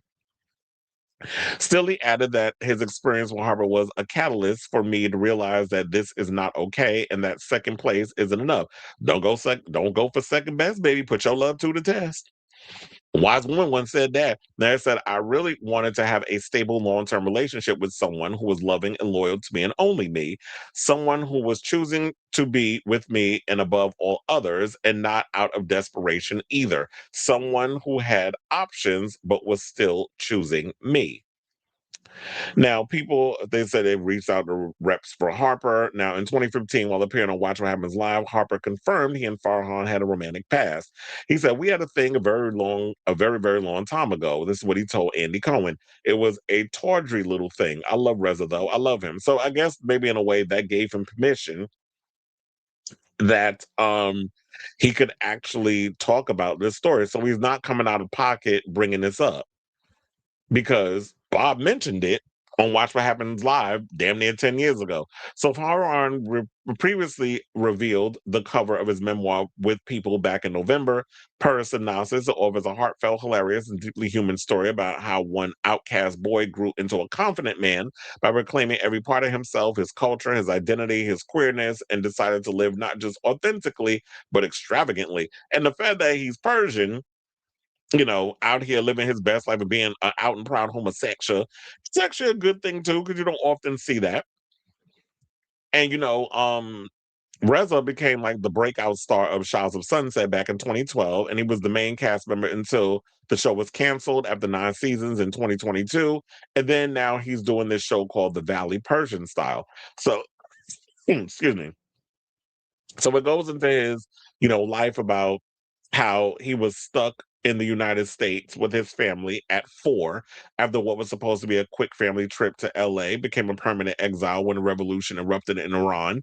Eventually, he became a larger-than-life fan favorite star Bravo Shahs of Sunset when he served look, shade, and cultural pride in equal measure. So yeah, you don't really see a lot of men out here from Iran or whatever the case is that are out and proud gays. And even though some people may find them polarizing or annoying, whatever the case is, I think being a larger-than-life personality and being out loud and proud, especially when you're a man from Iran, which you don't normally see a lot of gay men of that magnitude showing, being represented. I think that's a good thing. I mean, the last time I think we've seen somebody who might be Persian and homosexual and given that kind of representation was Jackie Cox over there on RuPaul's Drag Race. What season was that? 15? So shout out to you, Reza. And yeah, let me know what you guys think of this. Did y'all I didn't even know he had a book coming out. So it'll be interesting to hear how this how all this transpires. Book sales, whatever, and even if he's doing interviews. I don't even know if he's been doing those, but I wouldn't be surprised if he is. Netflix is rumored to remove the password sharing ban after subscribers drop 15%. Well, yeah, they're going to be losing money. And on top of that, I'm sure they're going to probably take, with Italy, and we talked about it yesterday, that Italy is suing Netflix for unlawfully raising the prices. I don't think it'll happen in America because I guess upon further research, they've been following the bylaws. But in other countries, you can't do to them what you've been doing to us and get away with it. They have their own little laws and things. So, and I also heard that Spain is also up for going after Netflix and the same reason why, Italy is. So if this happens and they win, it's going to open a Pandora's box. But they do need to remove the password sharing ban because people are password sharing whether they want to or not. People are going to subscribe and churn or whatever, whether they like it or not. You can't stop that. You can't stop churning. You can't stop, you can't stop people from doing what they're doing. And not everybody can afford all these apps now with everything being so damn expensive. Not Reza Yuck. I just remember his horrible behavior on the first 2 seasons. He did change later. I think he did change later in life, or Andy Cohen likes giving annoying ass problematic. Well, I won't say problematic, but he does like giving problematic people platforms too. But he likes also giving people who are just loud and obnoxious platforms as well.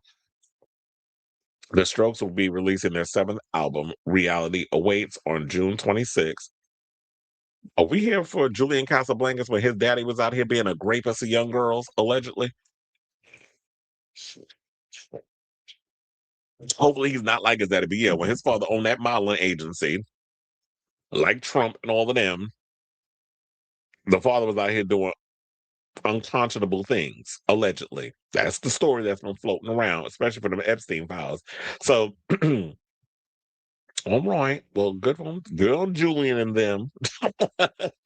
But anyway, y'all, we are at the end of today's show. I want to thank you all for tuning in to the latest episode of Chris Avalon Unfiltered. Please hit that like, subscribe, smash the notification bell, all that good stuff. Okay, so this week I'm going to be pretty busy, so I won't be back on the air until possibly next Monday. Because, yeah, tomorrow I got the final Rangers game of the season. Thursday, Friday is Knicks. Saturday is Citi Field with the Mets. And Sunday is another Knicks game. So y'all won't see me until next week. I'm going to be booked and busy. So, yeah, I'll try to cut up the clips and get them all out there so people can watch. But in the meantime, thank you all for tuning into the show. Love you all for watching. Thank you for your continued support of this messy channel. And until next time, ciao, darlings.